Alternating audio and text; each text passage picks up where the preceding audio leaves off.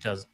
And we are live. Welcome, everybody, to another episode of Rise Up After Dark. Here with myself, Alex, and Evan is gone. But in his place, we have Ruto from Polygon Labs joining us here for this night's episode of Rise Up After Dark, which, of course, means if I have loaded this soundboard correctly, we should have the correct theme song playing. Oh, There it is. Nailed it.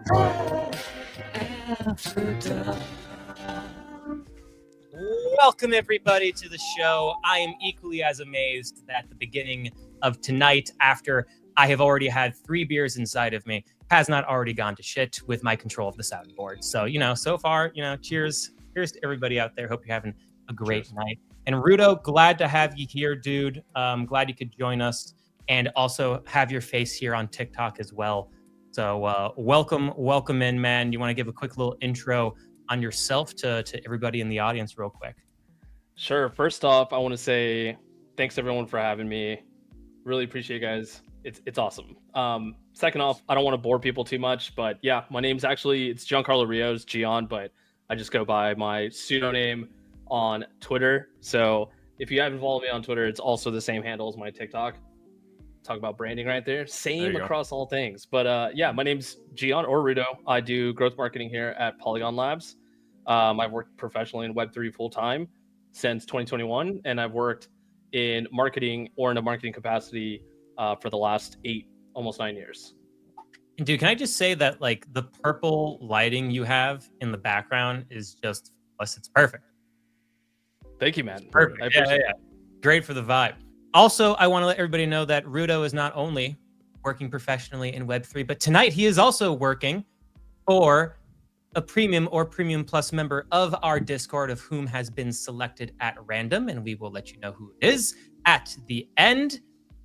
Well, I'll just let you know now. It's Matt D43, the premium plus member of the Discord selected randomly. Ruto is playing for you tonight, Matt, in our game of dings and gwomps.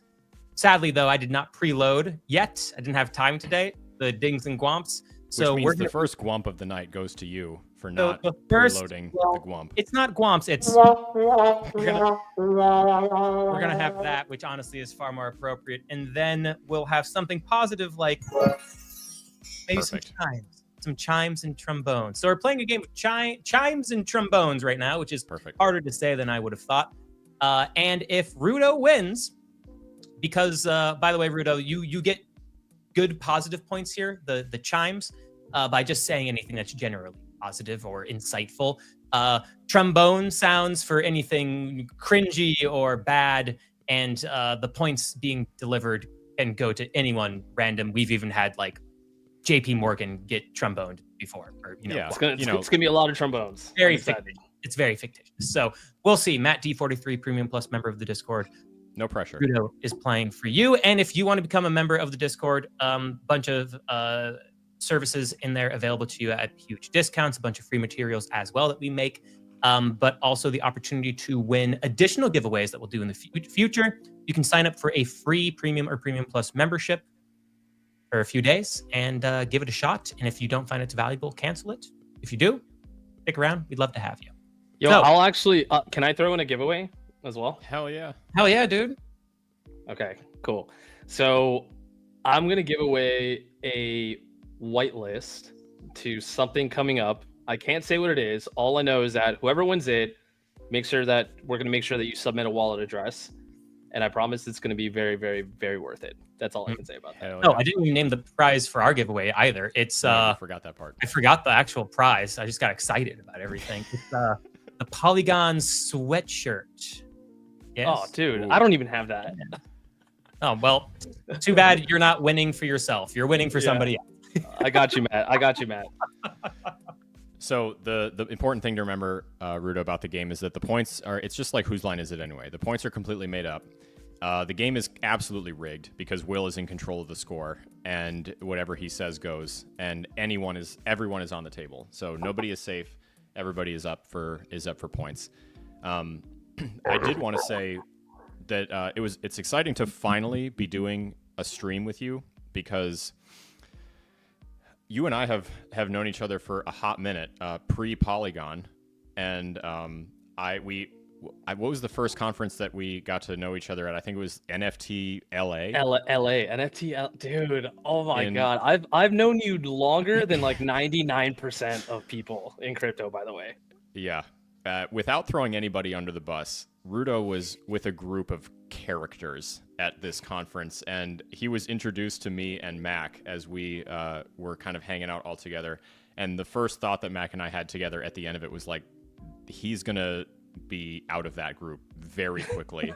He was in fact on to bigger and better things, and now he's the one who's like still here actually doing cool shit. So blast from the past, that was NFT LA circa 2022. January 2022, man. God, Jesus, that was crazy. peak. That was, if you remember, that was like peak NFT bull run too. Oh yeah, it was absolute also peak beginning of a very lengthy bear run that none of us knew was coming, and we were all like these little dumbasses walking around at this NFT conference thinking like we'd cracked the code to the future. It's gonna last forever, guys. It's gonna last forever.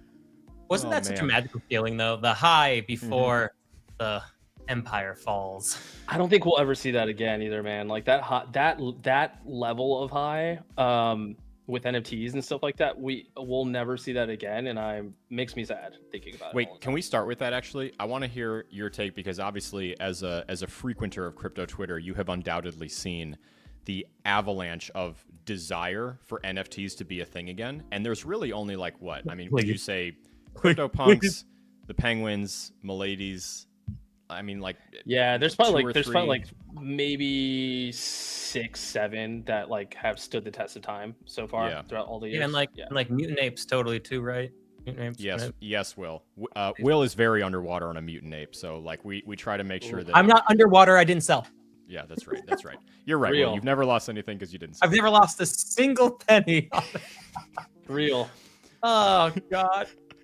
I think I paid 22 Ethereum for that thing. So is your impression, Ruto, that it's a whole lot of cope? Because that's kind of the vibe that I get. But I mean, I don't know. I don't know how to feel about it. I feel like something could happen, but it's so hard to say. It's cope, man. Listen, we all try to cling to things that are like nostalgic, right? It's especially for a lot of people, like who got into Web3, who got into crypto Twitter, who got into all these things. Like NFTs was like their Trojan horse for that. And so it takes them back to like a very naive kind of, I don't know, like you didn't have the flame that was in you wasn't completely burnt out yet, And so, yeah, I think everybody wants that. But the reality of it is, if you were there during like peak NFT bull run, dude, it was insane. It was like nothing you could ever imagine. You mint something for $100.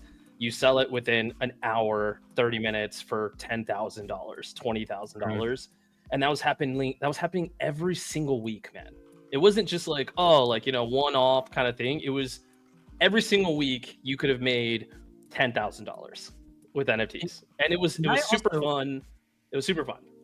It was super fun. And that's the biggest thing that I miss about crypto Twitter, is I miss like the NFT Twitter side of it, because like it was just fun. It was just a really, really good time. And like each NFT project had like their own community and culture. And then you had like the Goblins project, where it was, what was their name? Just Goblin Town. Goblin Town. That was my first Web3 TikTok, by the way. I did used to make Web3 TikTok videos, and that was the first one I made, was about Goblin Town. Yeah, and then they would just like comment on people and be like, dude, so that was a big fumble for me. Blast from the past here. Mac and I were in the original Goblin Town Twitter space when there was like 700 people just grunting at each other for like 2 straight hours. Not a single word was spoken. An audible word was not spoken for 2 straight hours. And it was literally 700 people all talking at the same time, just, and then that thing launched. And Mac and I were looking at it, and it was like, 0.1 ETH or something like that. And we were just like, no. And then we faded it. And then, of course, it did what Goblin Town did. And it went to, I don't know what their floor price, rocketed up to. And then the peak was like 20 something ETH. Something insane. Don't remind me. It was like $40,000. It was insane. But I looked at it at 0.1 and I was like, hell no, absolutely not. This is ridiculous. And then, of course, it was perfect.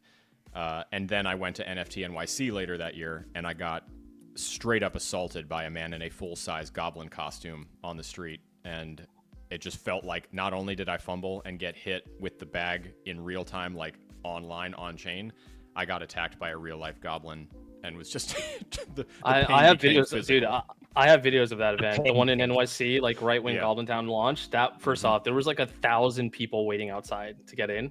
I remember that, and I waited in line for that. It was insane. Yeah, it was nuts. It was crazy. Yeah, Man. so that's my take on NFTs, dude. Like I want NFTs to come back. Everyone wants NFTs to come back to that level, mainly because it was way easier to trade, and you know there was like culture that was tied into it a bit, and it was almost like sports teams. Like everyone was rooting for their favorite sports teams in that, and it was just cool, man. It was just a fun time. We won't see it again. So I there is, and understand that I'm coming from a place of code, but I do think there is a genuine chance for NFTs to come. Oh, he got rugged. He's still going though. He's still going. We're gonna let Will figure it out. Everyone on TikTok just lost our sound, but we're still good on all of the big platforms, so we'll keep it going while Will figures it out. You know what I was gonna say though, Ruto? Let me actually just unmute my mic over here. If you, Ruto, if you want to hook up everyone on TikTok really quick, keep your phone volume turned all the way down and just unmute your microphone, and we should be able to. Guys on TikTok, let me know if this fixes the sound, if you're able to hear, if it's terrible. Yeah, they should be able to hear still. Yeah, because I can see like the volume popping up. Okay, sweet. So while Will figures that out, I was thinking this is kind of an interesting segue to go from that into like why people want NFTs to come back. And really it's just it's the innocence, right? Like what do we miss? We miss being able to do something without. Okay, here we go. Now we can. You guys hear me okay? Yeah, you're good. There he is. Okay. Remute on TikTok, and we're back. We'll fix it in post for the podcast. Sorry, podcast people. Anyway, what I was trying to say before my internet exploded was that I do think there is a chance for NFTs to come back, but it's entirely reliant on Ethereum flying upwards, which I think can happen. And then NFTs become just a speculation and a tool for human greed again. It's just, how else can I increase the amount of Ethereum that I have now that Ethereum's going up? And people will remember the time of NFTs.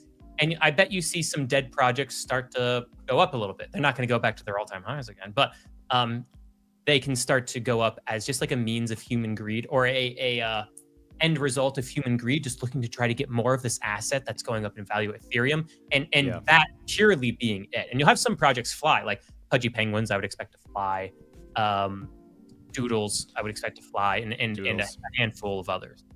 Well, and that's kind of what I was thinking. Like I was saying as we were transitioning through that little kerfuffle, it was a simpler time. There was no, were there scams in NFTs? 100%, absolutely. There was a ton of bullshit. Like there was a ton of nonsense for sure, but we didn't have these hyper complex, like beautifully engineered to steal from you, run by 2 or 3 shadow cabal people, who were just like immediate. I mean, like think Libra, think the Trump meme, the Millennium, like all of these things, right? Built by, I don't know, all of those people.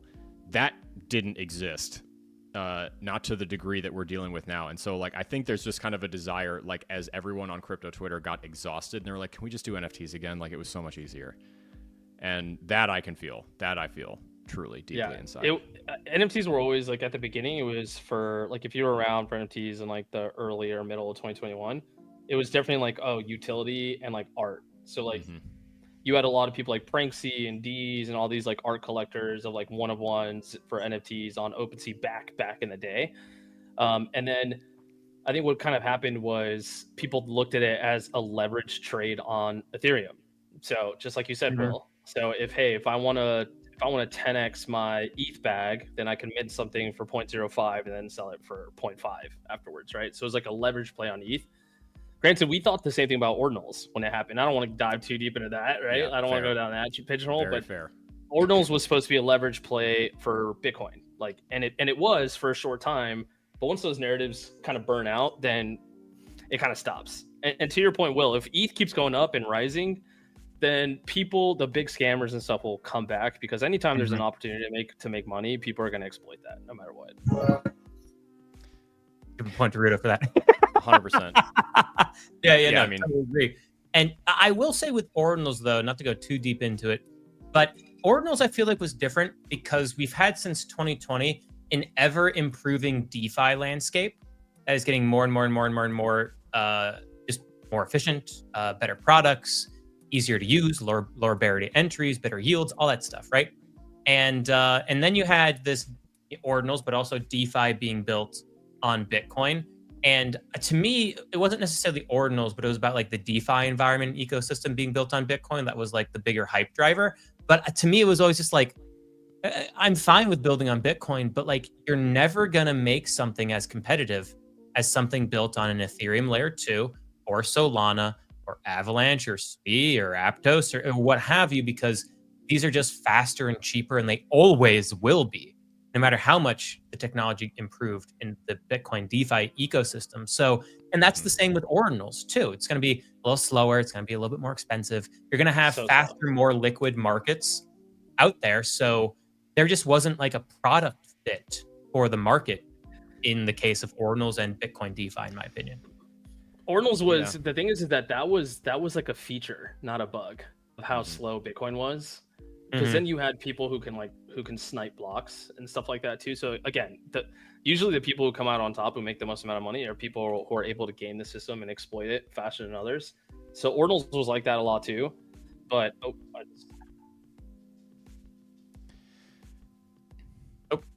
did we lose Ruto? Yep. We lost you. We lost you on the big. We lost you on the big screen. It's okay. We ball. We ball. And, if you wore a Red Sox hat, you probably wouldn't have. It is the Yankees' fault. It is the Yankees. We can't hear you. Can't hear you, man. Got to be on the big one. We'll give him a second. I would say hit the refresh button on the StreamYard and hop back in.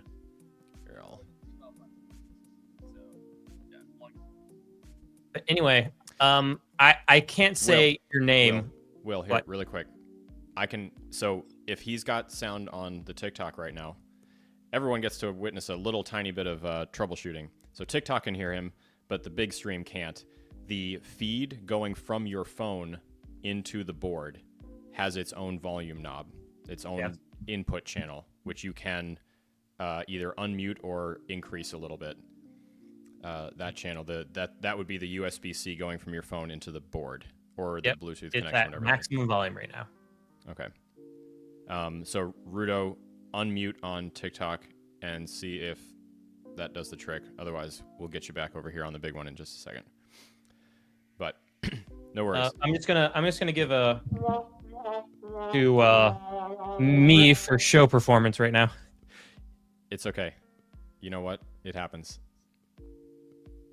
And through this, we will come out stronger, and I will be able to one day look upon the greatness that is Evan's hosting abilities and technical configurations. It's just reps. Evan and I mean, he's done this 300 times. You've done it 1.5. So, give yourself. And I think it was pretty good for 1.5. It was pretty good. So I measure my success on how annoyed, Alex, you become with my sound. No, listen, if you're air horning me over and over again, yes, that. If it's just technical difficulties, then it doesn't bother me.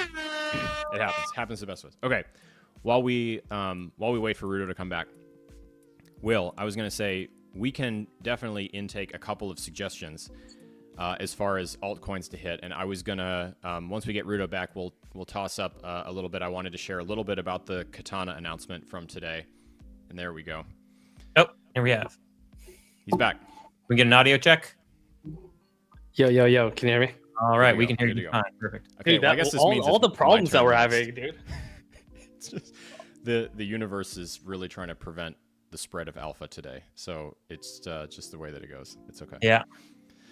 Ruto, perfect timing to have you back, because I was just gonna say if we want to intake a couple of altcoin suggestions for us to kind of get started with the way that we usually like to do these things. If we've never heard of it, we're gonna take a quick peek and we're gonna do first impressions. and sort of see what we think, shit talk it a little bit, talk about what we think could work, could not work, red flags, green flags, all that good stuff. But I would really like to start with just a broad overview of the fact that we've got the Katana announcement underfoot. And along with that has been a pretty significant amount of launch partners, some pretty big names, the biggest of which that we are very familiar with on this program because of Mr. Morpho himself is, of course, Morpho. And Katana, the new DeFi venture powered by Polygon Labs, but mostly cross-chain, lots of different aggregates from all over the place, it seems like, coming in to provide what they're calling deep liquidity and high yield as the calling card for Katana as an ecosystem, powered by Morpho vaults and the vault bridge. So this is something that we are very familiar with, just because we talk about where to get great yield. And one of the best ways that we like to help people get started with yield is just through USDC. And Morpho's got a bunch of options. We talk about Aave, we talk about Morpho, we talk about Spark, and a whole other kind of litany of places where you can go with just straight tokenized dollars and earn solid interest. So it was very exciting to get the behind the scenes sneak peek at the Katana drop, knowing that they were going to be working with Morpho, because I supply my USDC to a Morpho vault through Spark DAO. I do the same thing as well. Yeah, I can't remember exactly. So out, but I was just like, Ruto, I do too. Yeah. There you go, dude. Okay, I'm going to turn it over to you and let you give us just a little bit of a take, because I know you have not been working specifically on this, so we'll do a different episode later with somebody from Katana and talk a little bit more about it. But how's the vibe been around the office as you guys were getting ready for this, because it was kind of a big one?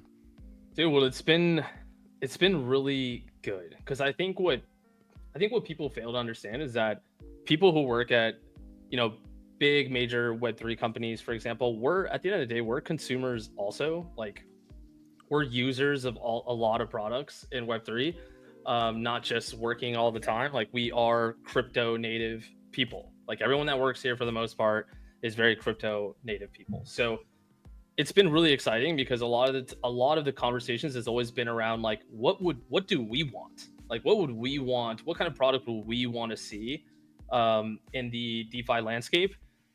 And all of that brain power basically is just coming out and culminating into what Katana is. So think of, if you're into DeFi, you could probably list out 3 different mechanics, 3 different protocols, 3 different chains, whatever it may be. You could probably list out a couple of places that you enjoy either generating yield, borrowing, lending, gaining collateral, whatever it may be, that you enjoy using. We thought to ourselves, like, I think the biggest problem with DeFi, and this is something that Katana wants to fix and solve, is fragmentation and obviously deep liquidity. So when it comes to DeFi, making sure yield is stable, making sure yield is as optimized as possible, you need deep liquidity. And so what we thought to ourselves was, okay, how do we really do that? And fragmentation is like a big problem within DeFi. So if you notice, you named off a couple of people, right? They each have their own TVL, locked liquidity, where you're generating yield. The problem with that is that everyone is fighting and competing for a lot of the same liquidity. And so we thought to ourselves, why not just create a hub or a DeFi chain or DeFi protocol where people can come on, and all liquidity it runs like a sink, where all the water, or from the waterfall, whatever, just funnels into one single sink. And that's what Katana is. So if you notice all the partners, if you scroll down, there's Morpho Labs, there's Sushi for spot swaps, you have Vertex for perps, you have Bitcoin backed yielding stable coins with BitVault, you have restaking that you can do with ETH assets with Ether, you have Jito for staked Sol assets. So if you notice, I'm naming off a bunch of different ecosystems where you can get access to deep liquidity all through Katana. And of course you have, and it says it right here too, it's forged with ZK, built with AgLayer native interop. So what that means is that AgLayer native interop via CDK or the OP stack, or people call it superchain, right? It's allowing for all this fragmented liquidity to come into one single place. And that's something that's never really been done before. If you think about all the other DeFi chains, when they go to launch, it's about getting as much liquidity from other places to boost some of that TVL so that those users can generate yield. where we don't have to do that. We don't really have to fight for liquidity because ultimately it should all end up in one place. And that's kind of the broader thesis for Katana. And I don't want to dive too much into it just because mainly I don't want to like ruin it for the actual team members who have been building it and making it. I've just been looking at it as a fan. So I'm just, the whole time I've been building it, I've just been super hyped about it. Like we just talked about using Morpho, right? Basically a lot of our TBR, a lot of our liquidity will also be part of Katana. So like we're going to get rewarded for that too, on top of high yield, which is like, that's money. That's what you want. Nice, dude. Well, we lost Alex for some reason on the big screen, but he's coming back. But I wanted to ask on the Twitter page, one of the like mission statement or like logo, I'm not quite sure what to say, but directly underneath your Twitter handle, it said bringing your dead bags to life, or it's like getting value out of your dead bags. I can't remember the exact term, but that makes me think that you can take coins that maybe you're super down on, your dead bags, and then provide that as liquidity to like earn some kind of interest on. Is that correct, or is that like a little bit of marketing jazz on top of what's actually? No, that's pretty correct. So I think probably the best way to explain it is think of it as like a hedge, right? So like and people who are into DeFi kind of know this, right? Whenever you're staking liquidity into a pool, you're hoping you're generating that yield, and it's a hedge against the volatility of like the token, for example, right? So like if ETH is going down 10% on the day or whatever, but you're generating, 12-15% yield on that same asset, then it's a lot less risk on. So yeah, when we talk about reviving your dead bags, it's regardless of what chain it's on, what protocol it's on. If it's liquidity is liquidity.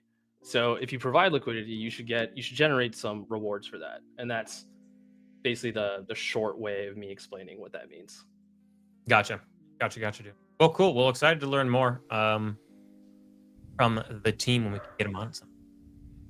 Yeah, and the best part is that obviously we, I don't want to trip on myself, so I'll stop right there. I almost said something I wasn't supposed to. So that's okay. We don't want to get you in trouble. We don't need you to Tom Holland yourself in front of the rest of the Katana team, so it's all good. But honestly, I would say that was a fantastic overview. We'll hear more about it later. The one thing that I'm excited to get into a little bit more is one of the immediate red flags that I have with any time that we get a new like DeFi ecosystem, anything that is like, okay, this time it's real. Because we talked about this when Say launched, because Say was supposed to be, or I should say is supposed to be, by all accounts they're doing a fine job, a DeFi specific deliberate blockchain. And that was evident in the fact that it had a new type of consensus mechanism with open order book. It was supposed to help with MEV protection, all this kind of stuff. And there's a whole bunch of reasons that I am not smart enough to explain about why that doesn't really work.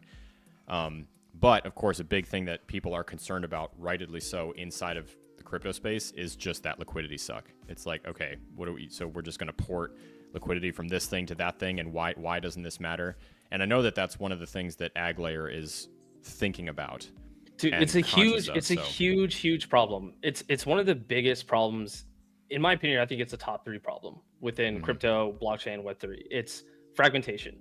Yep. It's 100%. That is such a huge problem, man. All these chains who are looking to become the DeFi chain, for example, whether it be Say or Sui, and mind you, I have bags in Sui, right? Like I'm a big fan of Sui. I bought NFTs on Say, so I'm not saying that it's a bad thing. I'm saying that everyone wants to be the go-to chain for something, and maybe that's probably what we're leaning into more. Most of the time, new chains we've seen, they're very general purpose chains with a little bit of everything in it. And that could be a problem, because then not only do you have liquidity going into NFTs or gaming or this and that and this and that, it's all fragmented in liquidity. Whereas if you focus on just one thing specifically, like DeFi, then that's where you can really funnel all your liquidity in. And another thing that's great about Katana is that the fees earned from user activity is going back into these liquidity pools. So it's just like this flywheel, and I hate saying it because I feel like such a corporate douche when I say it, but it's true. It's like you want these kind of DeFi flywheels, because ultimately that's what's going to generate interest. So you get your users to come in with liquidity, you get active users moving liquidity around, they generate fees, and those fees go back into pools to generate more yield, and that brings more users in. So And a lot of chains don't have that. They usually just have stagnant liquidity sitting there, right? People, they park liquidity, they don't want to move it. They don't want to do anything with it. They're just like, I hope these yields keep yielding. and then eventually people move their liquidity on something that's more shiny, right? But anyways, I'm yapping now. No, but that is good yapping. Another point. It's one of the things that we talk about when we look at these things is just that it's really the silo effect of Web3 cannot be overstated. And it's really funny because this entire industry was supposed to be built on this idea of like interoperability. Like I cannot, if I had $1 for every time somebody buzzworded me with interoperability, this or that, I mean, I'd be wealthy on a beach in Belize or something like that, because it's just that was the thing for a long ass time. And yet every ecosystem is just like, okay, give me your liquidity and keep it here. Do not ever take it anywhere else. And, you know, I'll just try to farm you with airdrops for whatever. And that's the thing. That's the crypto Twitter marketing strategy. Farm Giga users with airdrop lures to keep their liquidity with you for longer. And that's been the metric for years. Yeah, and that was like Blast, dude. Yeah, and exactly. it's the same 5, maybe 2,000 wallets that are being targeted over and over and over again. Yeah. Can we hit Blast really quick? Because interesting development from the other day, right? Blast is now, as far as I know, correct me if I'm wrong, the first like large scale ecosystem, like not single meme coin, that is going through a community takeover. I think that was kind of I think that was Is that nonsense? True. Yeah, I'm pretty sure it started. I think it started. That was like a meme. It was like a copy pasta. Okay. I'm pretty sure. I heard it from. I first saw that on Vo. You know, she does stuff with Slingshot. Yes. So yeah, she mentioned that it was going to be a CTO, but I think it was just a copy pasta because there's just no way. Okay, I wanted to ask about it because I'm not on crypto Twitter enough to like see all the copy pasta. For those who have never heard that particular piece of jargon lingo before, there's this trend on crypto Twitter wherein somebody will say something about something and it will just get copied and it'll get pasted and it will just circulate forever. And some of them It'll go viral. Some of them are amazing. Yeah. The last big one that I remember being a part of was the one right after the Trump meme when that guy who was obviously an insider sold a shitload, like right at the top. He's like, I don't know. Yeah. It looked like it was going down, so I sold. Oh, that was my favorite. That was a great one. He's like, I don't know anyone who wouldn't sell when the price keeps going down. And we all just started dying laughing, dude. That's what it was. Okay, like, fair enough. Vo got me because I saw the names on that list and I was like, this is interesting. It was funny because they were all like big Blast proponents, and I can't talk shit because I built a lending and borrowing protocol on Blast, and it was really successful for a short period of time. Interesting. And Blast was a blast. It sounds cliche and cheesy, but I remember when Blast was going to market. I'm not sure how deep you guys got into it, but Blast was super fun. It was a super fun ecosystem, man. What made it fun?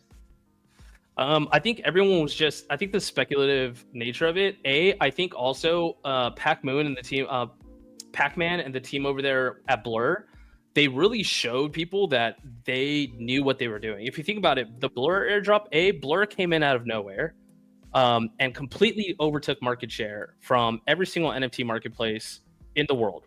Mind you, OpenSea and Magic Eden were basically like dominating in that, right? OpenSea probably had 75% market share. Blur came out of nowhere, dominated that, and ended up being the #1 place for market share for NFT marketplaces. So not only that, but they did the airdrop, the Blur airdrop, and it changed so many people's lives. I got a multi-5-figure airdrop for that. I had friends who made 100K, 60K, 50K off their airdrop. So everyone made a lot of money. So everyone assumed, well, this is a team that can execute at a super high level. And so Blast, the speculative nature of the chain with all the rewards from all these new DeFi protocols, games, NFT projects. So everyone just assumed that the same way they executed on the NFT marketplace, they could do the same thing at a higher scale. And the incentives ran dry and users left, man. Ultimately, that's what happened. The fate of most crypto projects, sadly. Yeah, I know. For a select few.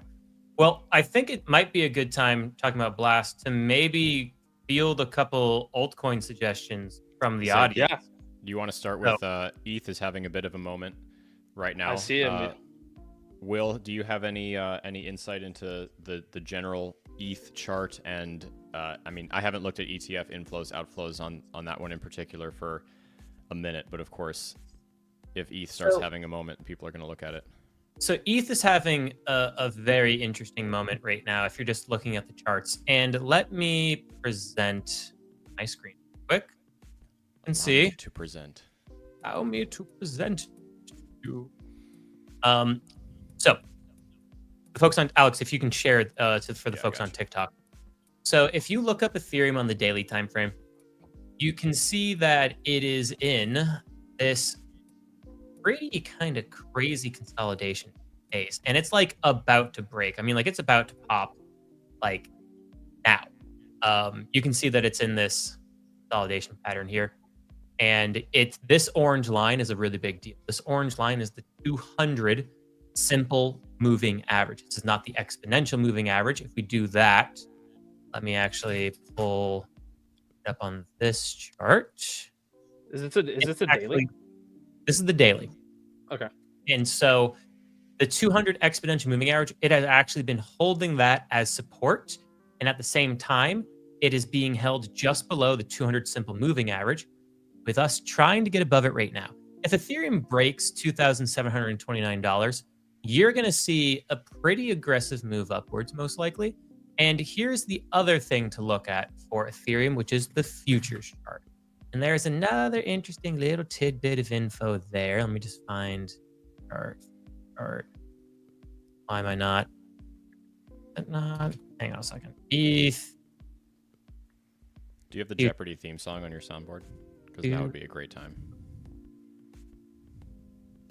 Futures contract Binance, Bybit. It should be towards the top of the list. Yeah, it usually is. I don't know why I'm having a hard time seeing it right now, unless it's... Oh, here we go, Ether futures. Yeah. And so here's the other really beautiful thing, is that with Ethereum loading up in that incredibly critical area, you have a massive gap on the chart right here, going all the way up to $3,245.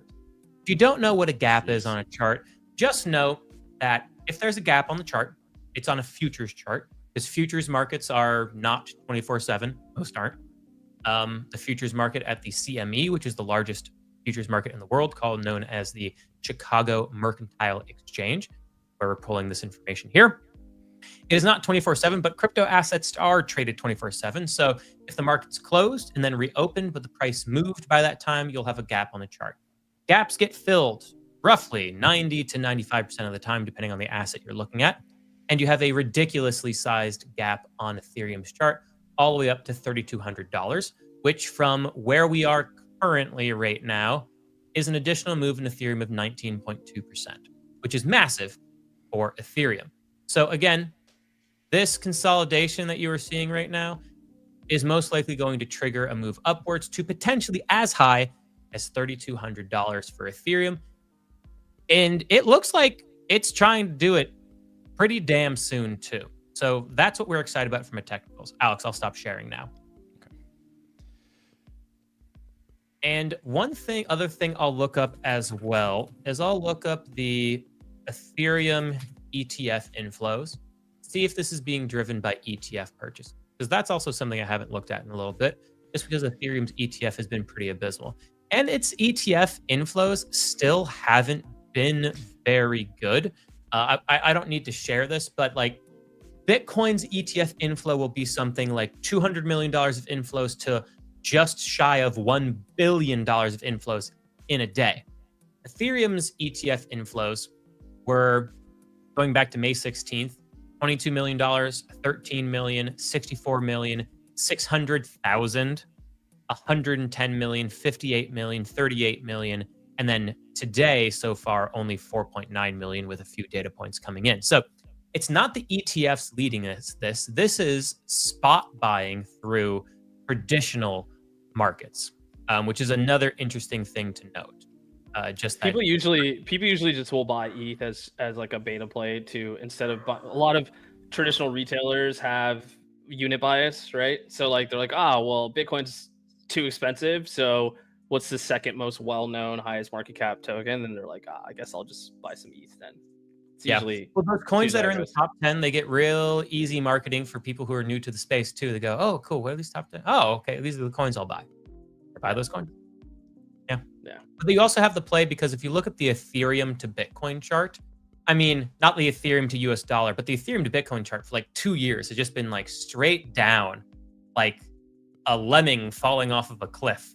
And so you have an asset that compared to Bitcoin is so beat up that it's time for a rally, is another thought there. So, you know, it's other folks trying to compound on their, on using Ethereum to compound their Bitcoin as well. Yeah. Seems like a good play. I think for a lot of people, you need to ask yourself like, hey, what are your investing goals, right? Like, what are you trying to do?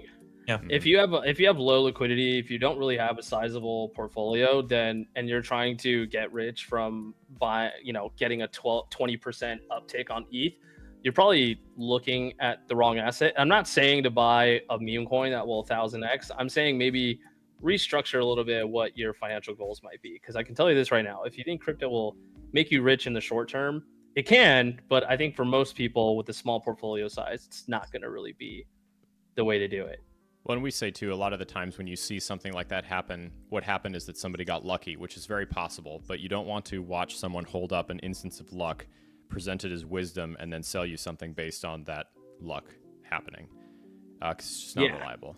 Yeah. I mean, I tell all my family members, sisters, girlfriend, whatever, I say, hey, just weekly buy Bitcoin. And I've been telling them this for years now. My girlfriend's been DCAing into Bitcoin weekly since 2023. She's very happy. And I can promise you, if you just do small buys into either Bitcoin or your favorite coin, whatever it may be, then long term that'll work out for you rather than trying to time the bottom and try to catch like a run. Yeah, I just have $10 like a coffee, just go into Bitcoin every single day. Dude, that's awesome. Yeah, I think too and Evans used it. Evans used it as a bonus when he's working on quitting smoking. Is that if he was at a point where he was going to buy a pack of cigarettes, he buys Bitcoin instead with whatever. Dude, that's so G. I love that. We did the math for him because he was like, "Yeah, man, I'm really having a hard time kicking cigarettes. I just have a hard time rationalizing it." I was like, how much are you spending a week on cigarettes? And he told me, and I was like, all right, when did you first start trying to quit? He's like, then. We did the math backwards, and we're like, so smoking has cost you $37,000. He's like, oh God. I'm like, is that opportunity cost or is that like legitimate like math? Okay. Like instead of buying a pack of cigarettes, buying Bitcoin with that money over the past like 5 or 6 years. Yep. Yeah, I mean 29% average return over the last like 15 years, man. So yeah, nothing not too shabby. You know what? I just had the thought that might also be something you could attribute a piece of the ETH thing to. So first of all, today there was a federal court ruling against the imposition of broad spectrum tariffs applied through emergency powers, which just heavily kneecaps the ability for Trump to just throw those around, and the market liked that. So that was definitely a piece of something. But then also the fact that right now we're in the midst of the Bitcoin conference, and through that, his family and their businesses have a very heavy presence. And of course, there is the notorious, like, now's a great time to buy ETH, and then it dropped 50% over the next however many months, which just turned into a meme and more copy pasta. But I kind of wondered if, like, the resurgence of Bitcoin with more bullish Bitcoin news, their heavier presence at the conference, knowing that they are heavy buyers of Ethereum as well, kind of helps ETH get a little bit of like a stepping stool up amidst more bullish tariff news. And I wonder if those two things working in tandem kind of just help push the price up a little bit. It's possible. I mean, it's always tough to gauge what overall market sentiment is, right? Like we can always see some price action and then try to correlate it to some type of news. But sometimes it does work and sometimes it doesn't. But in this particular case, I'm not sure. A lot of conjecture, always in guessing. Yeah. Sure. I'm just glad to see that the market isn't crashing when the Bitcoin conference started so far. Because now you've done it. Yeah, now I've done it. I'm gonna knock out because you guys, if anybody doesn't know, there's the Bitcoin conference curse, which is whenever the Bitcoin conference has started, Bitcoin just is either already in or actively heading towards the absolute bottom of the toilet. Yeah. And so it's like, hey, it's holding for right now. Let's see how it goes. My very first crypto conference was North American Bitcoin in Miami in 2021, January of 2021. And that was the thing. I will never forget this moment of sitting there in the audience, and they have this huge Bitcoin ticker rolling across the top, and it was red for the entire conference. And it was just like, you know, what are we? We're at that moment, that piece, like post halving had just come through, you know, whatever it was, 8 or 9 months before that. Everyone was so excited, and it was just crash. And I'll never forget. And then I just remember that was just a thing. Every Bitcoin conference after that, Bitcoin, what was it? Bitcoin. Well, it was in Miami for the next couple of years. Every year, just red as shit for that entire week. Sad, man. Almost like all the Bitcoin whales were too busy partying together and not making enough time to go and continue buying Bitcoin. So, do you want to take a couple questions? Let me go through and write down all of these tickers, and we can kind of rapid fire a few things and get some thoughts, just because a lot of these are ones that we've covered before. And I will just give a quick shout out that previous episodes of After Dark usually do include altcoins with grades. And all of those are recorded forever for posterity. So if there is one that we've hit before, you can go back and kind of check it out. And we can give like an updated take. Some of them, it's been 6 months since we've hit. So, you know, stuff has changed. But I want to hit this question from Chris really quick, just because it's kind of an interesting one. So he asks, which wallet is the best at showing what you bought and where you stand up or down overall? And I just wanted to highlight it because you used wallet in the question, but I don't think that a wallet would necessarily be the one that you would want to use for this. Overall, there are better tools for this kind of thing. I would call them portfolio trackers.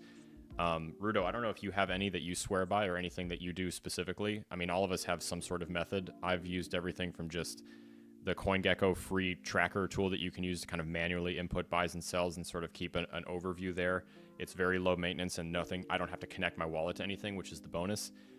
But I also just run an Excel spreadsheet. And then, of course, there's Coin Tracker, Coin Stats, all sorts of different things. Do you use anything different, or what's been your method for tracking all that stuff? I used to use a bunch of different tools. I have found that when I use those tools, I check them too much. So I don't know about you guys, but I check them too much. So I've gone pretty analog, actually, especially since my portfolio is kind of dwindled down into just a few spot buys that I think are going to pan out for the remainder of the cycle. And mind you, so I have probably like 3 assets that I hold, right? Whereas like probably in 2021, 2022, I diversified to like 20, 30 different things. So I don't have to keep track so heavily. So now I just keep like a simple spreadsheet, man. Nice and simple. I don't use a tracker because you check it too much. And I don't like that. I like to just have a spreadsheet that, like, if I'm not by my computer, then I can't check it, or I have to manually update it myself, right? That's such a level up. Cutting things out of your portfolio is such a good feeling. It's like throwing things away in your house and spring cleaning and Marie Kondoing your portfolio, and just if it doesn't spark joy, get it out of there.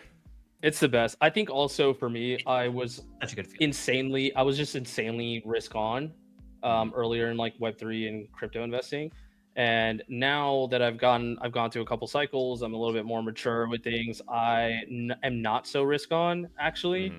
And obviously I traded a ton of meme coins. Like I put probably did over 1,000 SOL trading meme coins. So like I do that too. And I buy NFTs and I do that stuff too. But for the most part, a majority of my portfolio is lower risk stuff for sure. So I keep it to like 3 things. I have like 3 coins. I've definitely been the same, where it's like before I was like, well, if it's in the top 100, it's too big for me. For like coins. And now I'm just at the point where I was like, I think the top 20 are good. Yep. I think that's pretty good. You know, granted, I fortunately, you know, I have more money now, and I'm just like, cool. I don't air quotes need the 100x, but also I now know enough to the point where I'm like, I never needed the 100x. I just needed like a few small X's here and there, and then I just needed to know when to hit the sell button. That's all. Dude, slow wealth is just so much more. It's less stressful, man. It's so much less stressful. It allows you to hold a little longer too, because you're not dealing with like the anxiety of like 40, 50, 60% swings, you know? Like, I don't know. I'm just becoming a boomer, man, where I'm like, You know, I'm happy with my slow upward trajectory. I'm happy with selling for 2x's, 3x's. You know, like I'm happy with those things. Dude, and a chime goes to Robert Steckler in the chat for making me giggle with his comment. What's a sell button? You get a point, Robert Steckler. Congratulations, you're on the board. Dude, What a G. I would not knock that as a strategy at all. We talk a lot just about like, you know, the ways that you can stop losing because it's so easy to, and the majority of people do. But I think a lot of it has to do with the fact that we sell sham. I mean, this has been a thing that I definitely wish that, you know, we would kind of squash the idea of sell shaming. Like, if you make an investment in something and it does 50% in the first month that you have it, pay yourself something. Like, you should feel great about that. That's a hell of a win right there. In traditional dude, go to anyone who's just been doing stocks for the last how long and like the S&P 500 thing and tell them you just made 50% in 1 month and be like, no, you didn't. You're like, yeah, I did. And actually everyone told me that I was lame for selling it and taking some like profit off the table for that kind of thing. And like just the dichotomy of those two worlds next to each other is insane. So every single time the market's green, I sell something. It doesn't have to be much, but like something, just to put myself in the constant repeated habit that like, we're up, I'm going to increase the size of my stablecoin position because inevitably the markets will be worse than they are right now at some point in the future. And I would like to be able to capitalize on that moment and not sit here being like, well, now my bags are worth less and that sucks. And you can still make money on your stablecoins, which is the best part, right? Exactly. Yeah, yield farm that shit the whole time that you're not sure what to do. And guess what? You can get just as good, if not better, than what a traditional good return is in an S&P 500 fund. Right. With dude, way lower risk. If you want the actual alpha, so for those tuning in on TikTok too, there's 100 of you in here. What's going on? If you want the true alpha on this, I'm gonna tell you straight up. And other people on TikTok won't tell you this because they don't know shit about it. They're just too busy shilling XRP and Hedera and like Litecoin and stuff. The true alpha, if you have a lot of time and a little bit of liquidity, what you need to be doing is farming airdrops, new protocols, new chains, new dApps. All these things reward you like crazy, even with a little bit of liquidity. You can earn $20,000 on an airdrop if you have time and a little bit of liquidity. So if you're really looking to make a shit ton of money and you aren't trying to buy meme coins, hoping to go to 0 or 100x, just Google or start looking up, ask people on CT, on Twitter, use Grok to find out new chains, new dApps, new protocols that are pre-TGE, and farm the living shit out of these. Because the most amount of money I've ever made besides buying Solana at the end of 2020 was airdrops. So most amount of money I've made was from airdrops. So you guys can all do that too. This is a perfect time to remind us of one of my favorite resources that, again, I've never seen another TikTok video about this website. I've made like 15 at this point, and I've never seen anybody else talk about it. This is DeFi Prime. It's just defiprime.com. And up at the top, there are two sections.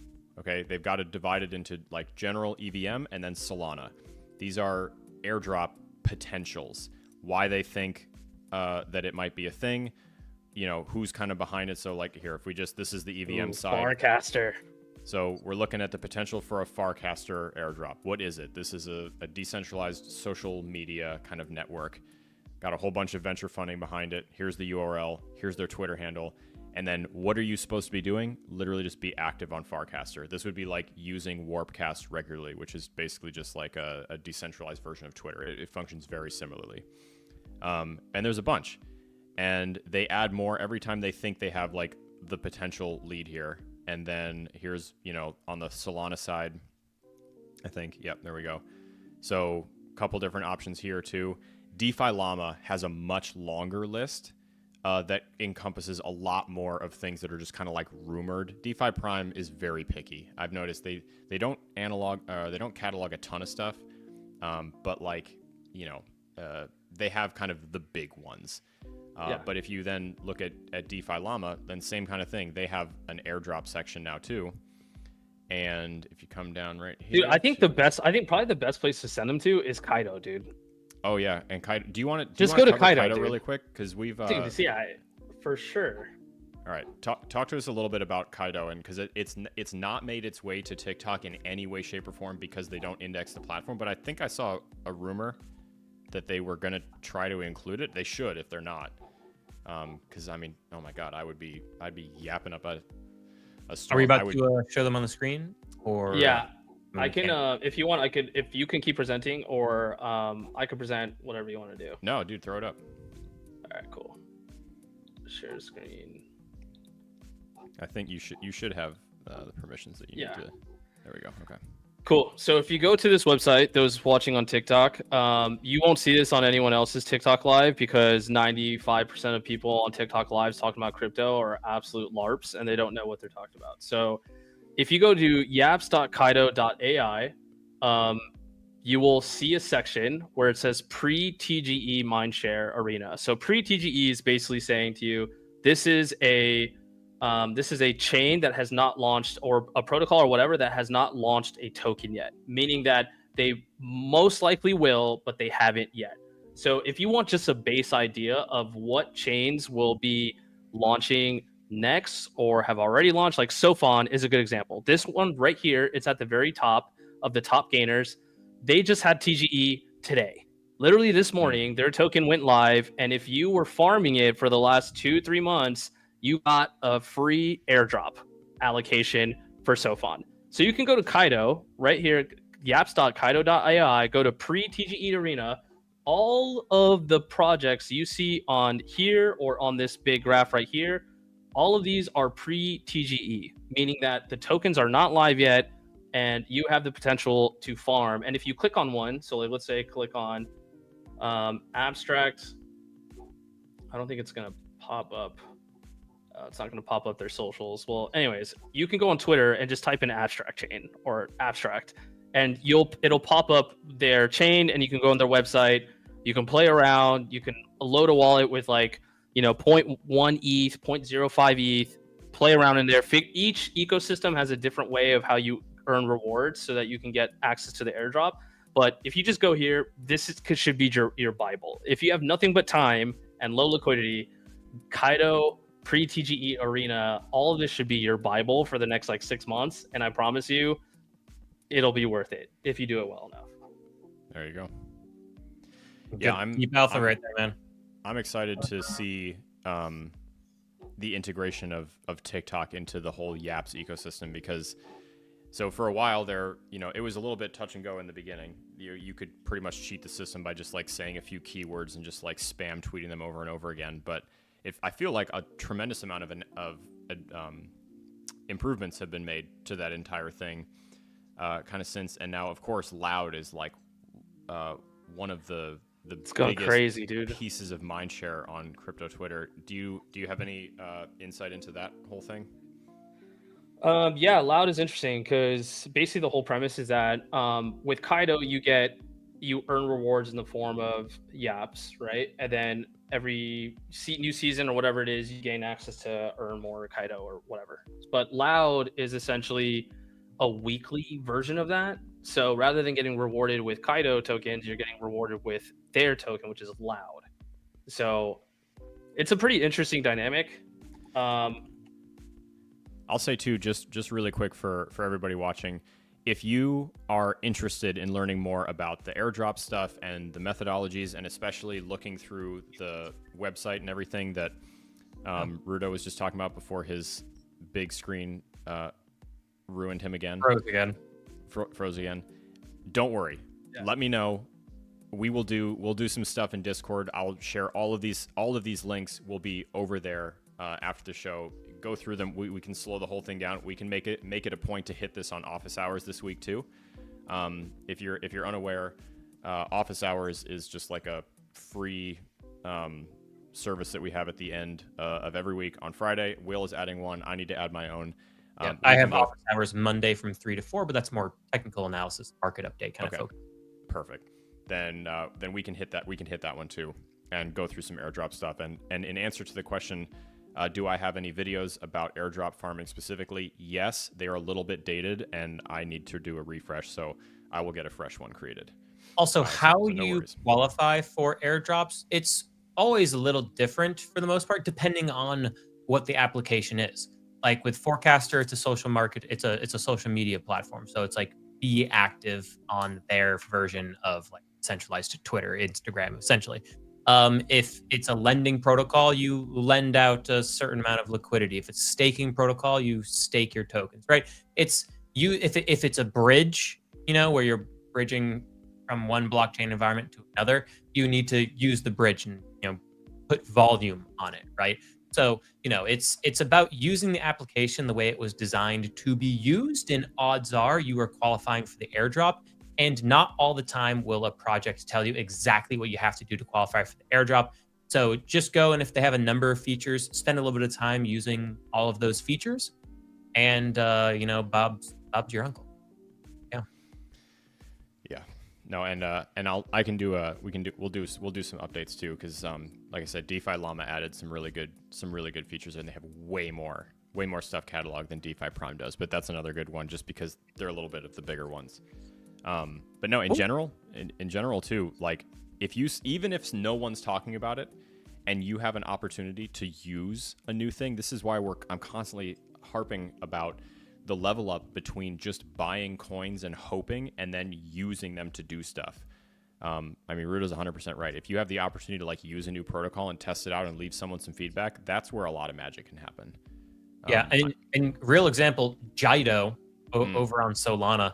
Oh. I went and staked, I think, something like 4 Solana, and then they gave me $15,000. Mm-hmm. I was like, oh, all right, sweet. That was the best airdrop I've ever had. Most airdrops, I'll say, it aren't worth the time, but every now and again you get one like a Jido where you're like, whoa. And nice. I mean, that one was crazy. I vividly remember the day after it, because their snapshot happened, and then the next day the drop went out, and there was a person who tweeted, like, had no clue this was coming. I staked 1 Sol yesterday, and I just got an airdrop of $10,000. Oh, that's me. Airdrop of $10,000 for staking 1 Sol for 1 day. From the first moment it released, because it was higher, because airdrop, I think it was $18,000. You guys talking about Jido? Yeah. That was my best airdrop ever. Yeah, that was sweet. I didn't get that. I don't think I got that much either. I got well, you said you got 15. Yeah. It was like 9 for me. I got an airdrop from Wormhole also. Wormhole was 12. I got one from Arbitrum. That one was 9. And then Blur, that one was 32,000 for me. So like, and that was all like in 1 year, I'm pretty sure. Yeah. That's a good fucking payday from airdrops, man. I mean, the big one, I'm trying to think of like who the real big kickoff was. Uniswaps was insane a few years ago. Yeah. I can't remember which version of the DEX that was but I mean, that one was like, I routinely saw posts about $30,000+ airdrop. Now, don't get me wrong, there are lots of tiny ones. Like I got the Zora airdrop, and the screen was hilarious because it literally just had like the little thing. It was like less than $1. Congratulations. And I was like, okay, sick. So sometimes they're lame as hell, but well, that's like a Hyperliquid, dude. Yep. Hyperliquid was like one of the biggest airdrops like of all time. Yeah, and then it's funny, I just made a video today on like what is Hyperliquid. I was just diving through all that. There's a bunch of interesting stuff. There's a bunch of, and I say interesting, not in like it has really good things going on for it, and then it has like some kind of shady stuff too. But like, I think for the most part, it's good. But it's one of my biggest. It's one of my biggest bags. Right. Yeah, I mean, like the solution is great. I think it has great product fit. A decentralized, perpetual-based market. So for those of you who don't know what perpetual trading is, that's leverage trading. Has fantastic product fit in the crypto space. And if you can offer like 0 gas fees, yeah, that's truly wonderful. The problem with also the other thing too with Hyperliquid is that there's a burn mechanism. So the more it gets used, the more of the hype token gets burned, and they've been burning a crazy amount. It's 110,000 tokens to date, which is basically 20% of the annual supply. So it's crazy. They do buybacks. They do buybacks too. A buyback and burn. That's what I'm talking about. And the level of adoption they've had is honestly batshit crazy. So the burn mechanism's there. More people are using it, and hype hasn't even as a token really been like released or Dude, made available. nobody knows about Hyperliquid unless you're on CT. You do not know about Hyperliquid. You don't know about Hyperliquid, and so there's still a big opportunity there, and it's the 12th largest cryptocurrency right now. And it's very hard to buy the Hyper token. Yeah. So it's you need USDC on Arbitrum. You need to port it over to the Hyperliquid perps. You need to stick it into a perps like portfolio, and then that's how you buy the Hyper token with USDC on Arbitrum. So it's like a whole thing, dude. And it's not going to get easier to get it either. Because like you think that with a token that's the 12th largest token, there's a lot of trading volume there. Centralized exchanges would list it to try to make money off of it, but they're not going to list it because it's their competitor. You know? Yeah. Binance, Coinbase, Kraken, they're probably not going to list it. It will never get listed. It will never get listed on any of those central exchanges. And like, if that's like bullish, it's actually very bullish. For most people think central exchanges is like, oh yeah, we're gonna fucking moon now. It's like those days are kind of done, man. Where like you get access to central exchanges, and then like if you're listed on Binance in 2021, getting listed on Binance was like awesome, right? Getting listed on Binance these days, it's like a death wish almost. It's insane. Yeah, in the last round though, you had not Binance, you had Ondo and Big Time get listed, and there wasn't really a big crazy pump, but Virtual's protocol was one of them. So it's some coins don't get the Binance pump, and some coins do. So Virtuals, dude, I almost put a good amount of money into Virtual's protocol, and I was like, no, I'm gonna put it into SWI for this trade. And I was talking with another buddy of mine. We're like, hey, we'll both do SWI. We had like SWI and Aptos, and then Virtuals. When we were both like, son of a...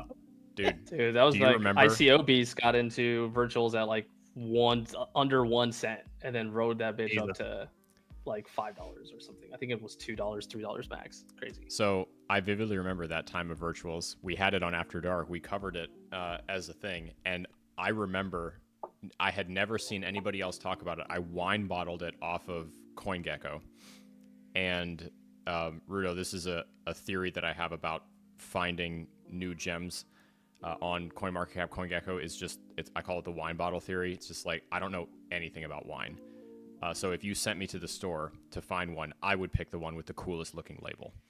Yeah, and for sure. I've just had this idea that like, I'll bet you that people who just look at this thing and try to find things that look interesting will have very similar ideas. And so I will sometimes choose projects based purely on the aesthetic of their CoinMarketCap or CoinGecko listing and dig into it. And I have found some very interesting things that way, based on people who understand what it looks like when you present your brand for the first time on one of those indexing websites.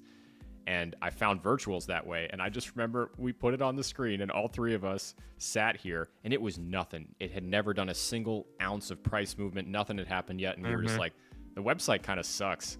And we just moved on. And it was just like, it looks like something that, you know, the website did suck though. It was terrible.